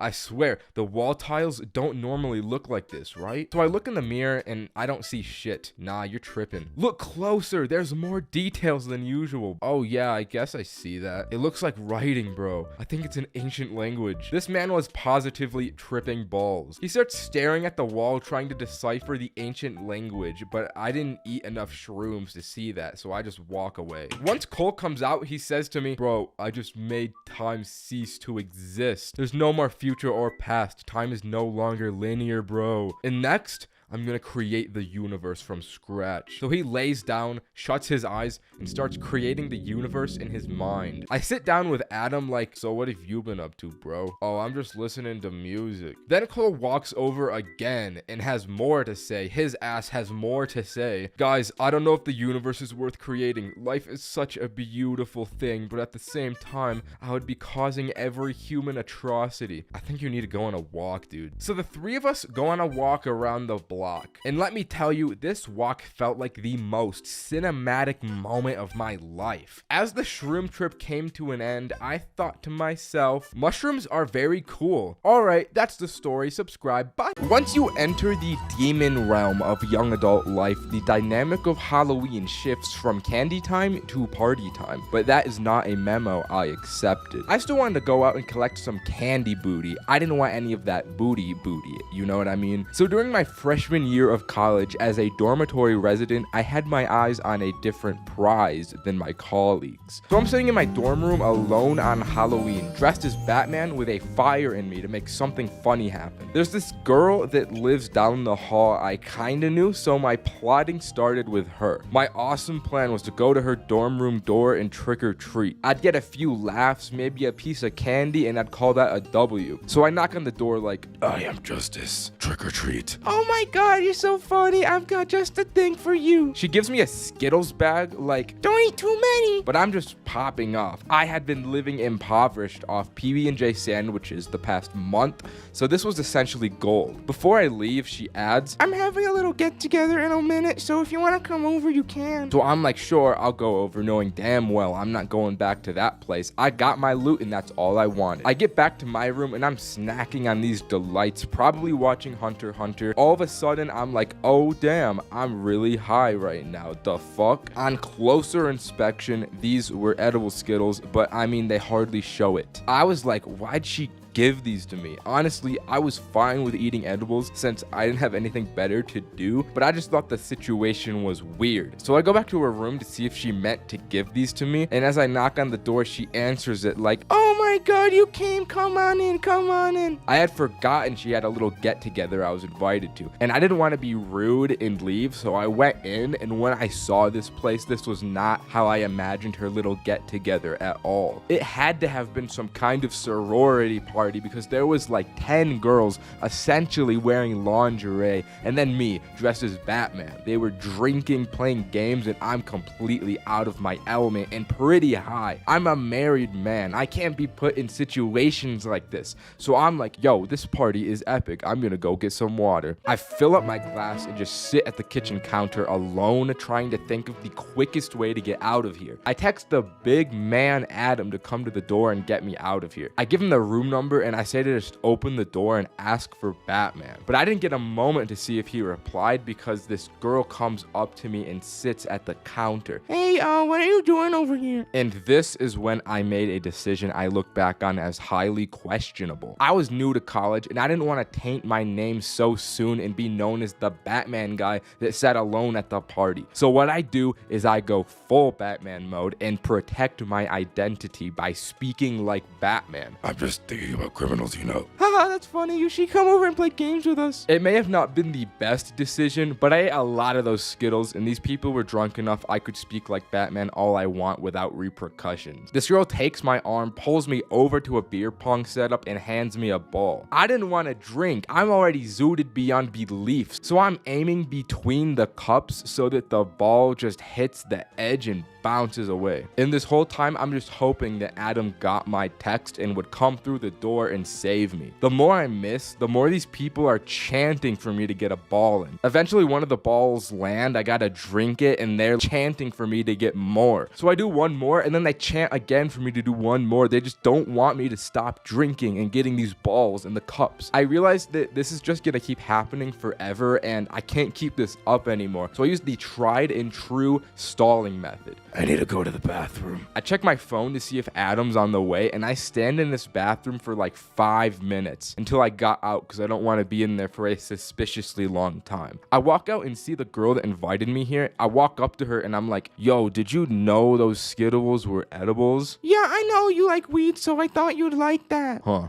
I guess that makes sense. Then all of a sudden, the door busts open. Adam is dressed as an Among Us and shouts, I need Batman! I'm like, duty calls. And the two of us sprint out of the party and back to my room laughing the entire way. Bruce Wayne was safe and back in the Batcave and could watch anime all he wanted without the distraction of sorority girls. I repaid Adam by giving him the rest of my Skittles and I pass out into a weed coma. Alright, that's the story. Subscribe. Bye! If there's one thing I I know it's alcohol addiction. And being the amazing YouTuber that I am, I've decided to bless you goblins with the divine knowledge of a true alcoholic's 31 levels of alcohol addiction. So if you ever plan on becoming an alcoholic like myself, you'll know exactly what to expect. Stage 1, partying. I'd be lying if I said partying every weekend for about 6 months straight didn't contribute to my addiction's early stages. I mean, going out, getting wasted, and pulling all the finest of ladies all the time just feels so awesome, and I wasn't about to ever stop. And let me tell you, it was well worth the disease that I picked up from them. Stage 2, drinking every day. At this point, I would drink a beer almost every single day, regardless of what it was I was doing. If you have a wife and kids, this is usually the stage where you'll notice they start to get a little concerned. Not that you should pay any mind to them,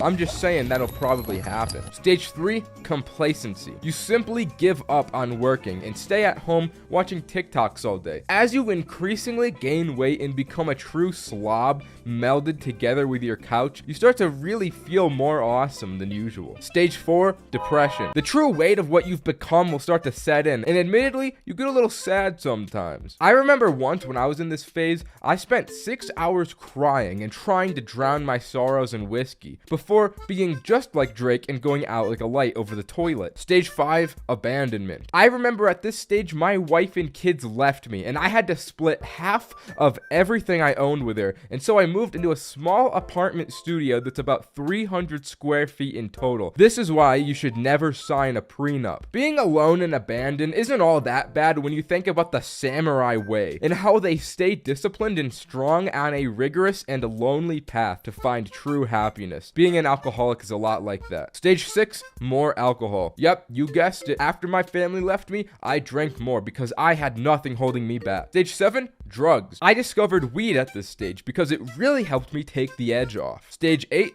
more drugs. I discovered meth at this stage because it really helped me take the edge off. Stage 9, cool music. At this point, you'll find yourself feeling a little more adventurous with your music taste, so you'll branch out and find that you enjoy way more music than you originally thought you would. Stage 10, despair. I would have taken stage 4 over this any day. Stage 11, agony. I would have taken stage 10 over this one any day. Stage 12, bargaining. At this stage, you will beg your wife and kids to come back to you with empty promises and by also giving them false hope. God, I miss her. Stage 13, buying services. I can't say what this is exactly for YouTube reasons, but imagine you see one of those fine ladies on the street and you give her a little cash and go back to a motel for the most epic 30 seconds of your life. Stage 14, financial ruin. After supporting so many young ladies' small businesses, all the money you've been living off of and saved up your whole life is now run dry. I was on the streets for months. Stage 15, contemplation. You will really start thinking here. All these thoughts you have will really get you thinking real good, and you'll really think and contemplate in deep thought and just don't think about her. It hurts too much. Stage 13, rehab. Getting clean was probably the best thing I could have done for myself because I got a job, a new house, and my life became really stable again. Stage 13, relapse. With all this money, you're finally able to afford all that alcohol you couldn't have when you were broke. Stage 18,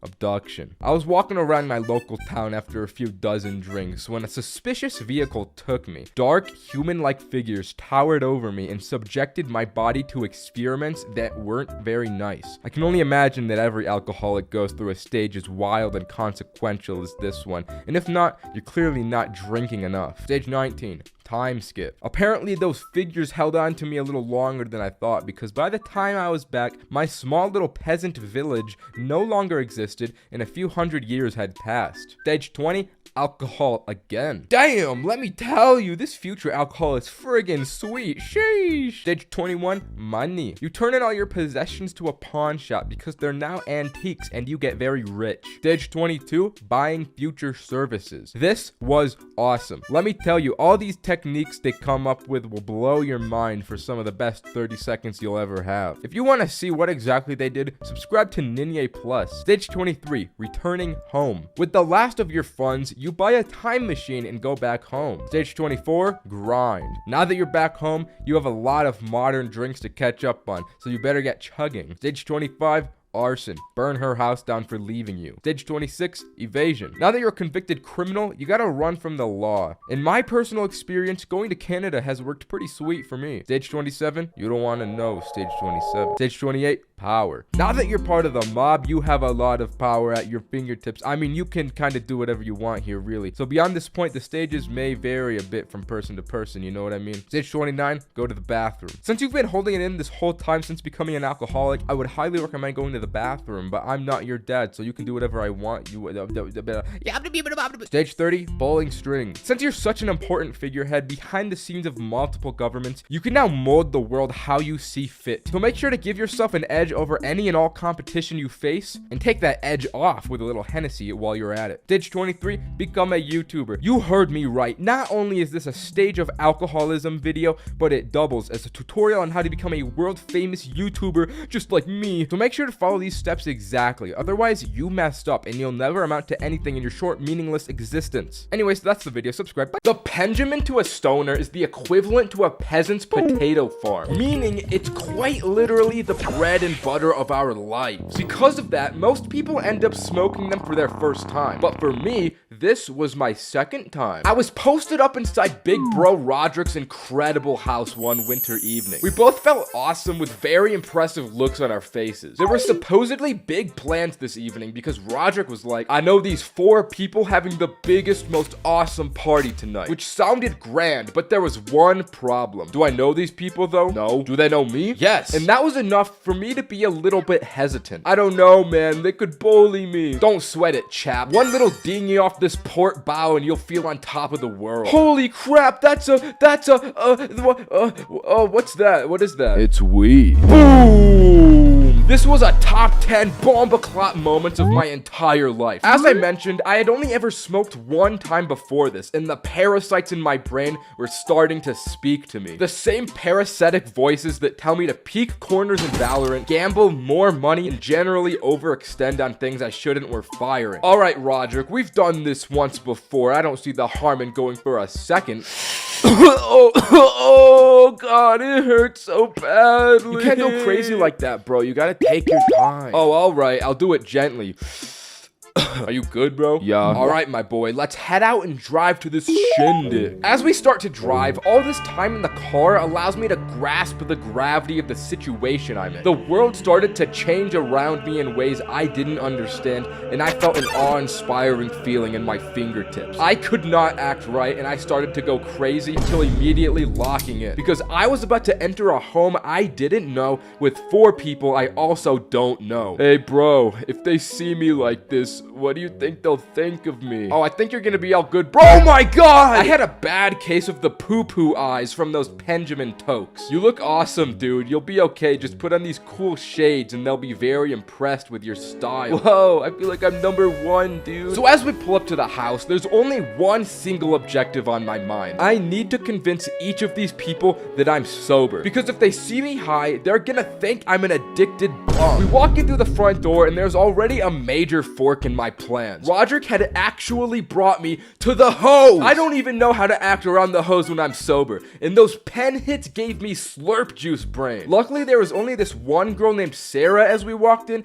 but I kid you not, she looked exactly like the Fortnite Sunstrider skin. God threw a level 10 baddie my way, and I started getting anxiety, but I couldn't forget the objective at hand. I can't let Sunstrider find out that I'm high. Yo, what's up, Sarah? This is Ninye. Oh my god, Roderick has told me so much about you. Alright, I can't mess up my first introduction. Yo, haha, that's awesome. Okay, that wasn't bad. Alright, I'm gonna go say hi to everyone else. Bye, guys. God damn it, now I'm all alone with her. So why are you wearing those shades in the middle of the night? Off rip, she's going for my weak spot. I gotta change the subject. Are you very impressed with my style? Fuck. Yeah, you look really cool. This is too stressful. I need to go somewhere to blow off a little steam. Alright, where's the bathroom? So we go upstairs and she shows me to the little man's room, and I start doing push-ups on the ground like, ugh, fuck yeah, ugh. I'm trying to get a little pump in an attempt to get my head back in the game. But while grunting and moaning on the floor, I can see Sunstrider's feet from under the little crack of the door on the floor. So hopefully she didn't get the wrong idea from my sounds. But I waste no time to text Roderick, I'm afraid of the hose, bro. In which he replies, don't worry, I'll clutch up for you. So as I leave the bathroom, Roderick comes upstairs with a deck of Uno cards and a bottle of vodka and starts telling us rules like, you two gotta drink every time you draw a card. Sarah, you go first. Bro is taking some big dog initiative in this situation. And then Roderick essentially just falls back down the stairs. Now I'm pretty much locked into playing Uno with this one girl at this point. But I start dicing her up with these draw fours like I'm a professional at this. And in no time, Sunstrider starts getting all bomba clot from the drink. She starts getting into all this girl talk like, I fucking hate my friend Melissa. She fucked my ex-boyfriend last week. And I'm like, damn, that's crazy. While I keep pulling out these draw fours like nobody's business. Somehow before I knew it, Sunstrider had inched her way to sitting right next to me. She starts taking whole swigs from the bottle and looks at me like, you haven't drank anything yet. You can't be the only sober one. Let's fucking go! This whole time I had successfully masked the fact that I was high, and her saying that just confirmed it. So I take a celebratory swig, but then she starts doing some weird shiz, like putting her hand on my thigh like, fuck Melissa anyways! But it turns out she drank more than she could handle because she couldn't control the volume of her voice, and she said that really loudly. Before we know it, this girl runs upstairs like, what the fuck did you just say? Turns out Melissa was at the party and heard everything. The two other girls come running up from behind Melissa, and a whole fight starts breaking out before I could process what was about to happen to me. Even this girl's little brother walks out of some bedroom. I didn't even know he was in the house, but he starts to get involved in this. I'm just sitting on the floor watching it all unfold until Roderick slowly walks up the stairs behind them and beckons me to come over to him. He's like, yo, I don't know what's going on, but we should probably leave. I'm down, bro. This place is getting a little too heated for me. So we sneak out the front door and drive away. I start telling Roderick about what happened with me completely washing this girl in Uno with no remorse for her soul. And he drops the biggest plot twist of the night. It turns out he had rigged the cards and made every other card draw in my favor so that the girl would drink more and make the situation less awkward with me. So if there's any takeaway from this story, take your time with the Penjamin because it hits very hard. Before you know it, you'll get anxiety from the hose.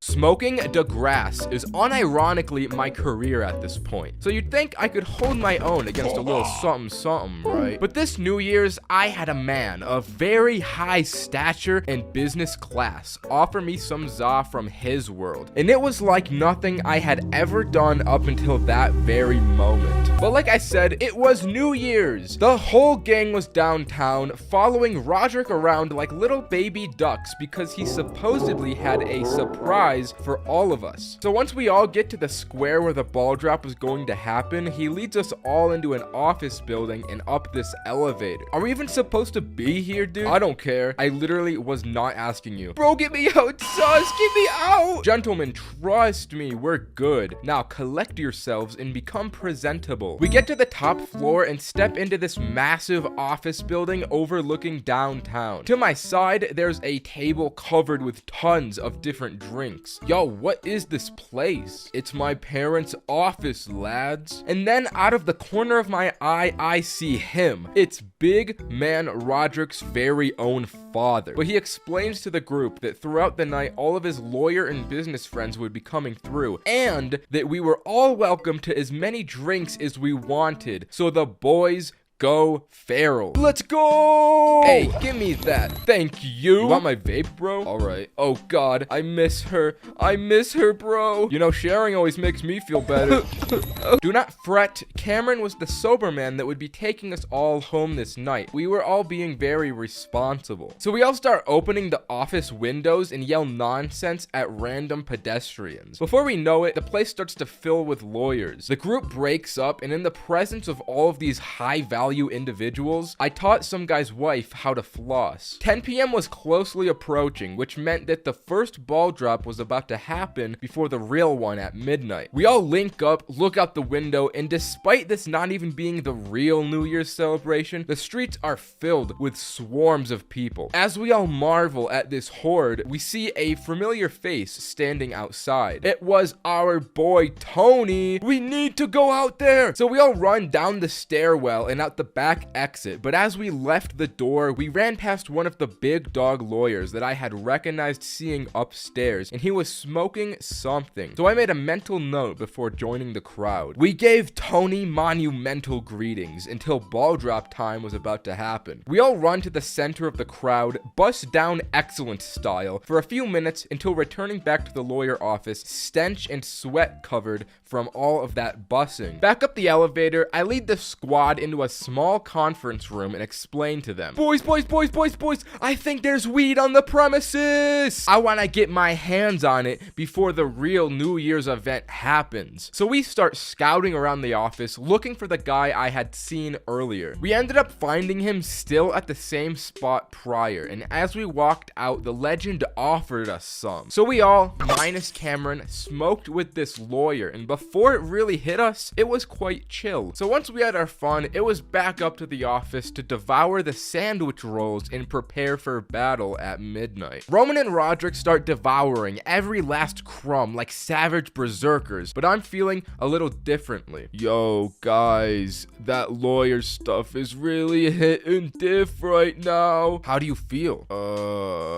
I'm gonna go to that conference room again. So I'm sitting in the conference room alone. On the floor, I find a bunch of strings and start assorting them from longest to shortest. These two women walk into the room like, what are you doing? I'm playing with strings to stay alive. And that's all I remember out of that interaction. There was this dude that also came in as well, and he talked to me for like 5 minutes, but I have no memory of a word he said. Eventually, Cameron and Adam came into the room. Bro, we lost Roman and Roderick. Lamau. Do you need to go home, dude? Yeah. Alright, bro, we'll try and call them. And about 18 phone calls were made to Roman's phone, and not one was answered. Cameron and Adam decided they'd face the New Year's storm out in the streets to look for the two, while I stayed up in the office, so they moved out. It didn't take long for me to get bored of sitting in this conference room, so I get up and leave to look out the window and watch the ball drop from there. As I'm staring out this window, I eventually do see Roman and Roderick out there going crazy in the square. I watch them for a few minutes until Roderick walks away to get drinks from a bar or something. So Roman's out there all alone. Then there's this big middle-aged dude pushing his way through the crowd of people for I don't know why. Roman was in big man's trajectory, so once he eventually shoves Roman shoves him back. And then this dude punches Roman so hard that he falls to the ground and the police detain the unhinged big man. After seeing that, I thought, well, I should let them know I found Roman. So I walked down calling Cameron, telling him to meet me at the office entrance. As the both of us link, it's about a minute until New Year's, and everyone around us is going bananas, so we just stay put not to lose each other. Once midnight struck and the ball dropped, I just stared up into the sky completely unmoving and honestly feeling nothing. That za had me a stoic. So where's Roman? I lost him. Damn. Okay, well, I'm just gonna take you home, bro. You're clearly sloshed. I'll find them later. So my handsome little savior drives me back to my place. I get inside, and as I'm taking my stuff out of my pockets, I realized I still have Roderick's vape, but I didn't care and instantly passed out. And if you want to know what happened with Roman after this dude punched him and what went down once I left, you're gonna have to wait 3 months for when Roman makes his own video, because I don't know what happened. Boo-hoo. Okay, that's the story. Subscribe. Bye. Dabs are an extremely potent method of smoking that I don't even mess with or really understand. You need this little thingy-mabobber, this doohickey, a tiny ivory ball that spins around, and a whole blowtorch. I tried to watch this tutorial to understand how it worked, but I ended up more confused than I came in, so I'm not gonna try and understand how this high-level Winterhold Skyrim sword sorcery works. That's for the high elves to know. The only thing I know is you use a blowtorch on THC oil, and that's crazy to me. So don't look to me for information. I never made it out of pre-calculus. I just tell the funny stories. So a few years ago, I found this rando at school because my little buddy Roman has a way of locating strangers and instantly befriending them. We could call this dude, Lois,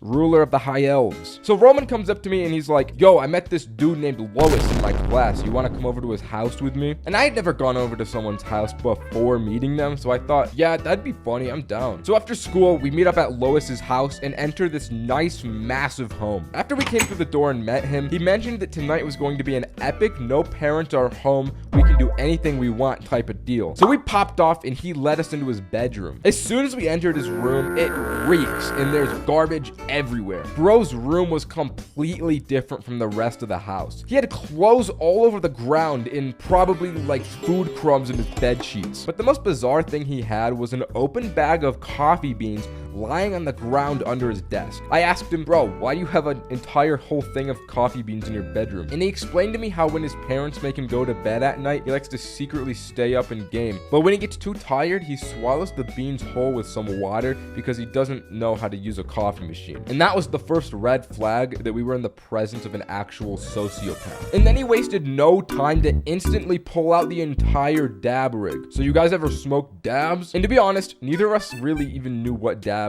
were at this point, but we didn't say all that. We were just like, nah. And then this kid proceeded to pull out one of those wax weed pens and a syringe. He opened up the pen, extracting out the wax with the syringe and squirting it into the dab machine. And I feel like there's no way this can be good for you. You're definitely not supposed to use pen wax for dabs. I'm sure there's some chemicals in there that would make you grow a third arm and immediately see demons all around you. But this kid just goes straight for it. He was clearly a pro at this. And then he hands it over to the two of us like it's just implied that this is normal and we'd smoke this dude's mulch weed. Either way, we did do it because we succumbed to the peer pressure that accompanied that silence. But the thing about dabs is that they hit extremely hard. So as we smoked this, me and Roman ended up getting way higher than we anticipated, way faster than we had ever been at this point. Without even a word spoken, as if this was just an average day for Lois, he started queuing up League of Legends on his laptop. That was the second red flag that we got from this kid. League of Legends has like 40-minute long games, and I wasn't about to watch this kid that I don't even know play a game I hardly know for 40 minutes while high off my first dab hit. But then he has the audacity to ask the two of us to get him a glass of water since he was getting into a game. And to this day, I literally cannot wrap my head around the situation that we had gotten ourselves into. We go to this random kid's house we don't even know, smoke his suspicious weed,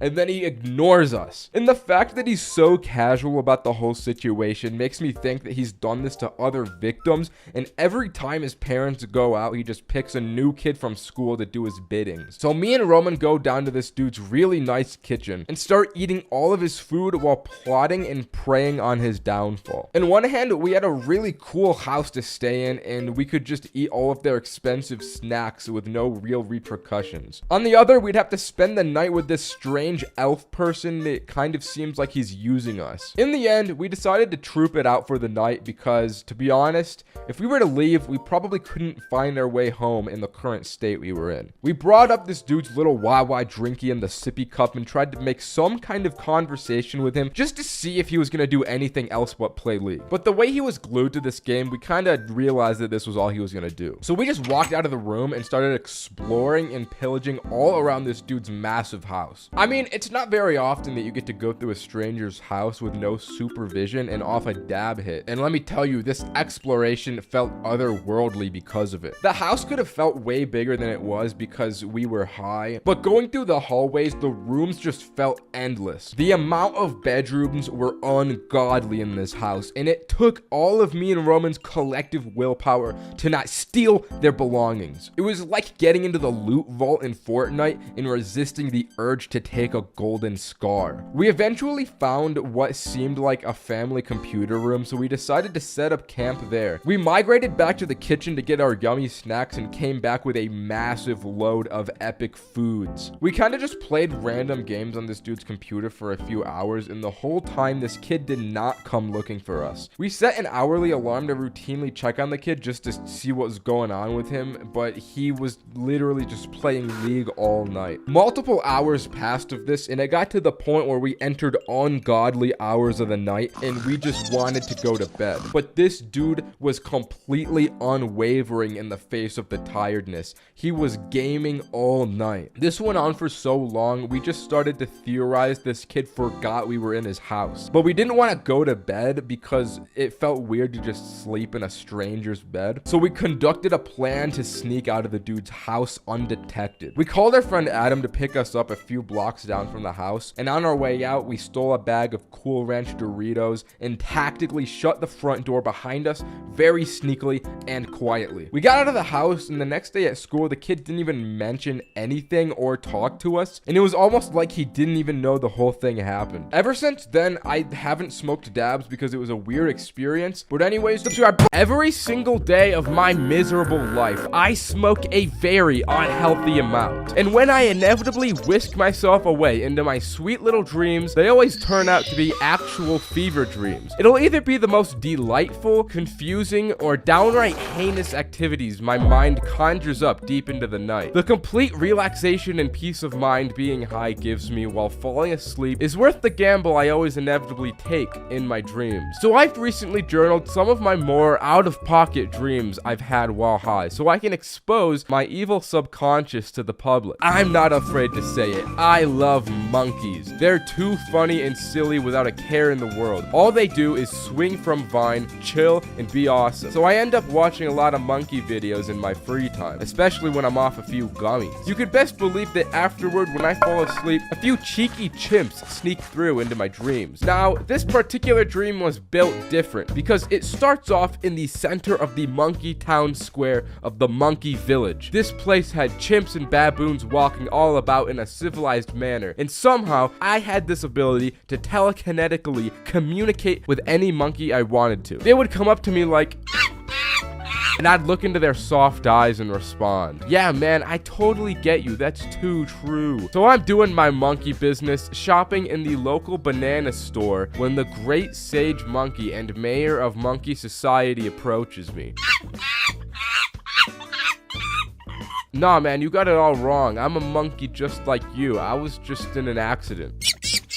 So I started climbing this massive tree for the coconut, but it was too hard for my human body. So I eventually fell and landed into mud, where ants instantly ate my body alive. I felt every horrific bite as they tore the flesh straight off the muscle and bone and tendons. Unlike the real world, I wasn't devoured though. I was simply just decreased in size. As a tiny person, the great monk mayor officer supreme presidential monkey came to my side and said to me,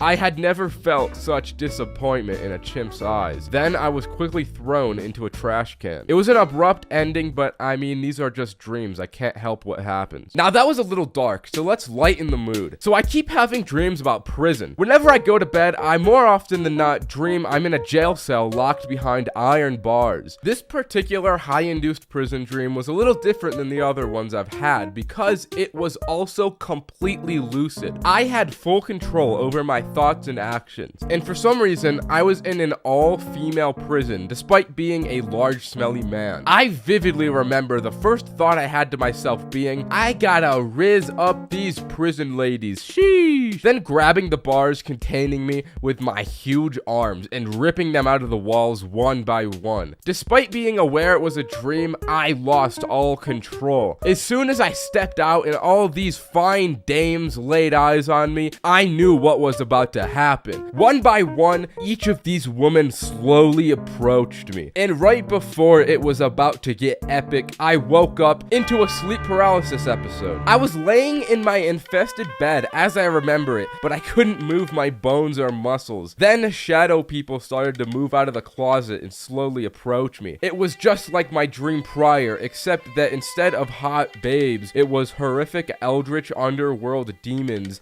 that probably wanted to kill me. They stood over my lifeless husk of a body, and as I looked them in the eyes, they just looked back. I was so scared I would have shit myself if I had bodily autonomy and wasn't paralyzed. Once I got my bodily control back though, the demons disappeared and I made a sound that sounded something like this. I just wish I got to stay in the prior dream just a little longer, man. There was another day where I was watching the Industry Baby music video non-stop just because I thought it was cool and the song is amazing. As I went to sleep, I had a really cool dream that involved a new strain of herpes that widely spread throughout the United States. It was very infectious and extremely life-threatening. So much so that it got to my entire family and I watched everyone I know and love slowly die in front of my eyes. I was not immune either because the strain eventually got to me and I had to see all my awesome and vascular muscles slowly drain away until I was but skin and bone disintegrating into nothingness. All that was left was to be welcomed into the afterlife's cold embrace.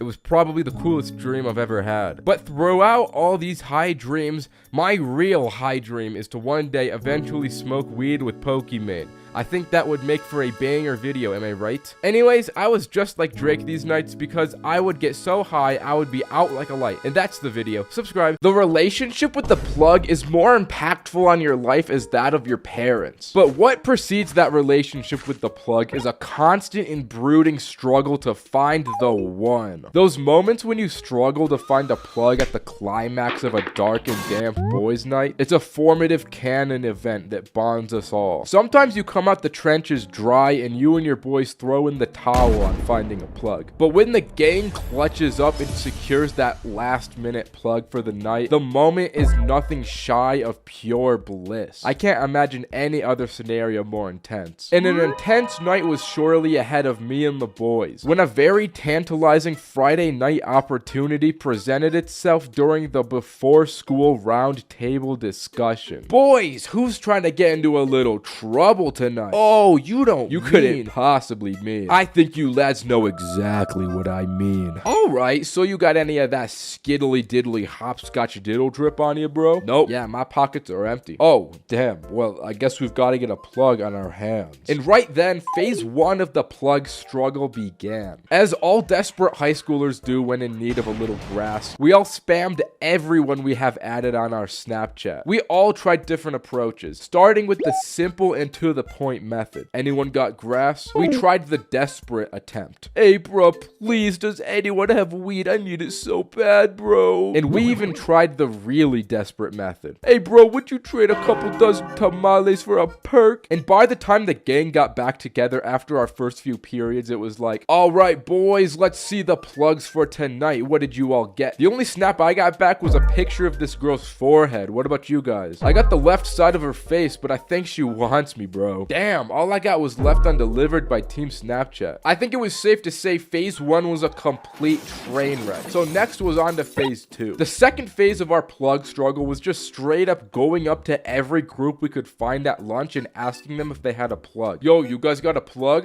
Yeah, so let's see, we got iPhone plugs. Let's see, we got another iPhone plug. What do you have, Sarah? Let's see, I got an iPhone plug. You guys know a plug? Listen here, little boy. Bow down when you talk to me so I can hold you still and make sweet love to that little pretty face. Yo, you guys know a plug I can use for tonight? Oh yeah, bro, here, I'll give you a snap. And just like that, Roman brought all of the boys together. For phase 2 of the plan was a monumental success. The anticipation for this night followed the three of us until school finally let out and we could make the moves towards phase 3, messaging the plug. So we hit him up like, hey bro, we're trying to acquire tonight. You up, baby? And he's like, yeah man, meet me here at 9 p.m. tonight. And just like that, we had a time and place. The plug struggle was really looking like it was coming to an end. It was a bright future for the boys. So when night fell, we all sat there on Roderick's bed, kicking our legs and twiddling our thumbs for the clock to strike 9. And once the time came, we all sprinted out the house and drove 150 miles an hour to the location. But when we got to the spot, we were starting to get a really bad feeling. feeling. As it turned out, the location this plug wanted to meet us at had to be the most suspect, dark, and desolate public park we could have ever been to. We're looking around for this guy from the car and don't see anyone. We thought there was gonna be no time before red and blue lights start flashing. But then we get a Snapchat from the plug like, is that you that just pulled up? And we're like, yeah, that's us. So then he replies with, come into the playground. I'm in the fucking slide. The three of us walked into the playground and bro was not lying. He was sitting in the slide. So what you guys want tonight? We want weed. I know, but like, we would like a joint for the each of us. Oh, I only got carts. Damn, all right, well, that's cool. We'll take that. So we make the exchange and this dude only gives us the cart with no battery. So what about the battery, bro? Oh, I don't sell batteries. I only have carts. We thought this guy was scamming us. I mean, we can't do this shit with just a cart, but that's when the plug explains tweaker wires to us. Yeah, man, all you gotta do is cut a phone charger in half and you can use the wires to power the battery. It gets you really high though, so be careful. Oh, wow. So the girls at school did know what they were talking about. Now, we didn't want to question this plug anymore because we weren't about to get pushed down a slide or whatever this dude would do to us. So the three of us just trusted his word even though that sounded like it couldn't possibly work and considered phase 3 a kind of success. So we drove back to Roderick's and phase 4 to smoke the carts was initiated. We were stressing about the information this plug told us and if it was true or not. All right, so who's gonna be the sacrifice to try this first? I don't know, bro. What if this explodes in our faces and kills us? Damn, true. It can't be that bad. I feel like nothing's gonna happen. So you want to do it? I'm down, bro. I'll be the sacrifice. Oh, damn. So we set up the wires like the plug told us and Roderick starts sucking this cart out of an iPhone charger. Yo, no way. Ain't no way that's working, bro.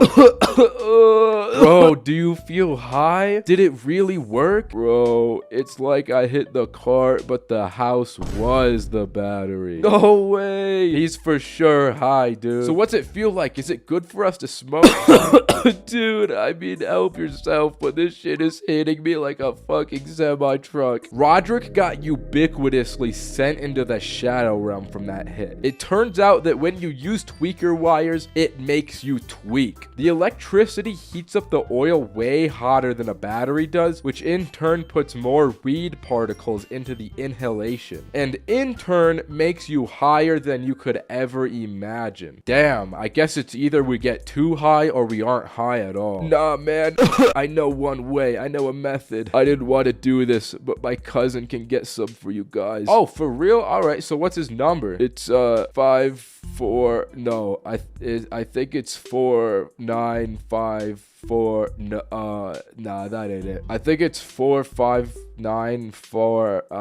No, that's not it. Bro is too high. Damn. We ended up having to unlock Roderick's phone with his Face ID and texted his cousin on his behalf. Hello, yes, this is Roderick, and I would like to attain some weed for my 2 friends. That sounds professional, bro. And after like 30 minutes, Roderick's cousin pulls up and takes me and Roman to the dispensary. This car ride was so awkward because since Roderick was completely obliterated, he didn't end up coming with us. But cousin Roderick pulled through and got us a battery so we could smoke the cart. After that side quest, we came back to Roderick to see that in the time we were gone, bro postmated Burger King twice. You gotta be on another planet to order Postmates twice, let alone Burger King. He had a POV video of some dude walking through China pulled up on his TV, but upon further inspection, Roderick was completely passed out on the bed with a double whopper still in his hand. But in the end, even though we had one soldier down, phase 4 was a success as well. Me and Roman finally got to smoke the cart, and the plug struggle we went through prior only made the high hit even better. And once we got high, I won't lie, those China videos Roderick had on started to hit. We were straight up entranced by this video, and we came out of this with a whole new appreciation for our plug. So make sure to text your plug you love them and if you can get free weed from them. Anyways, that's the video. Subscribe. Bye.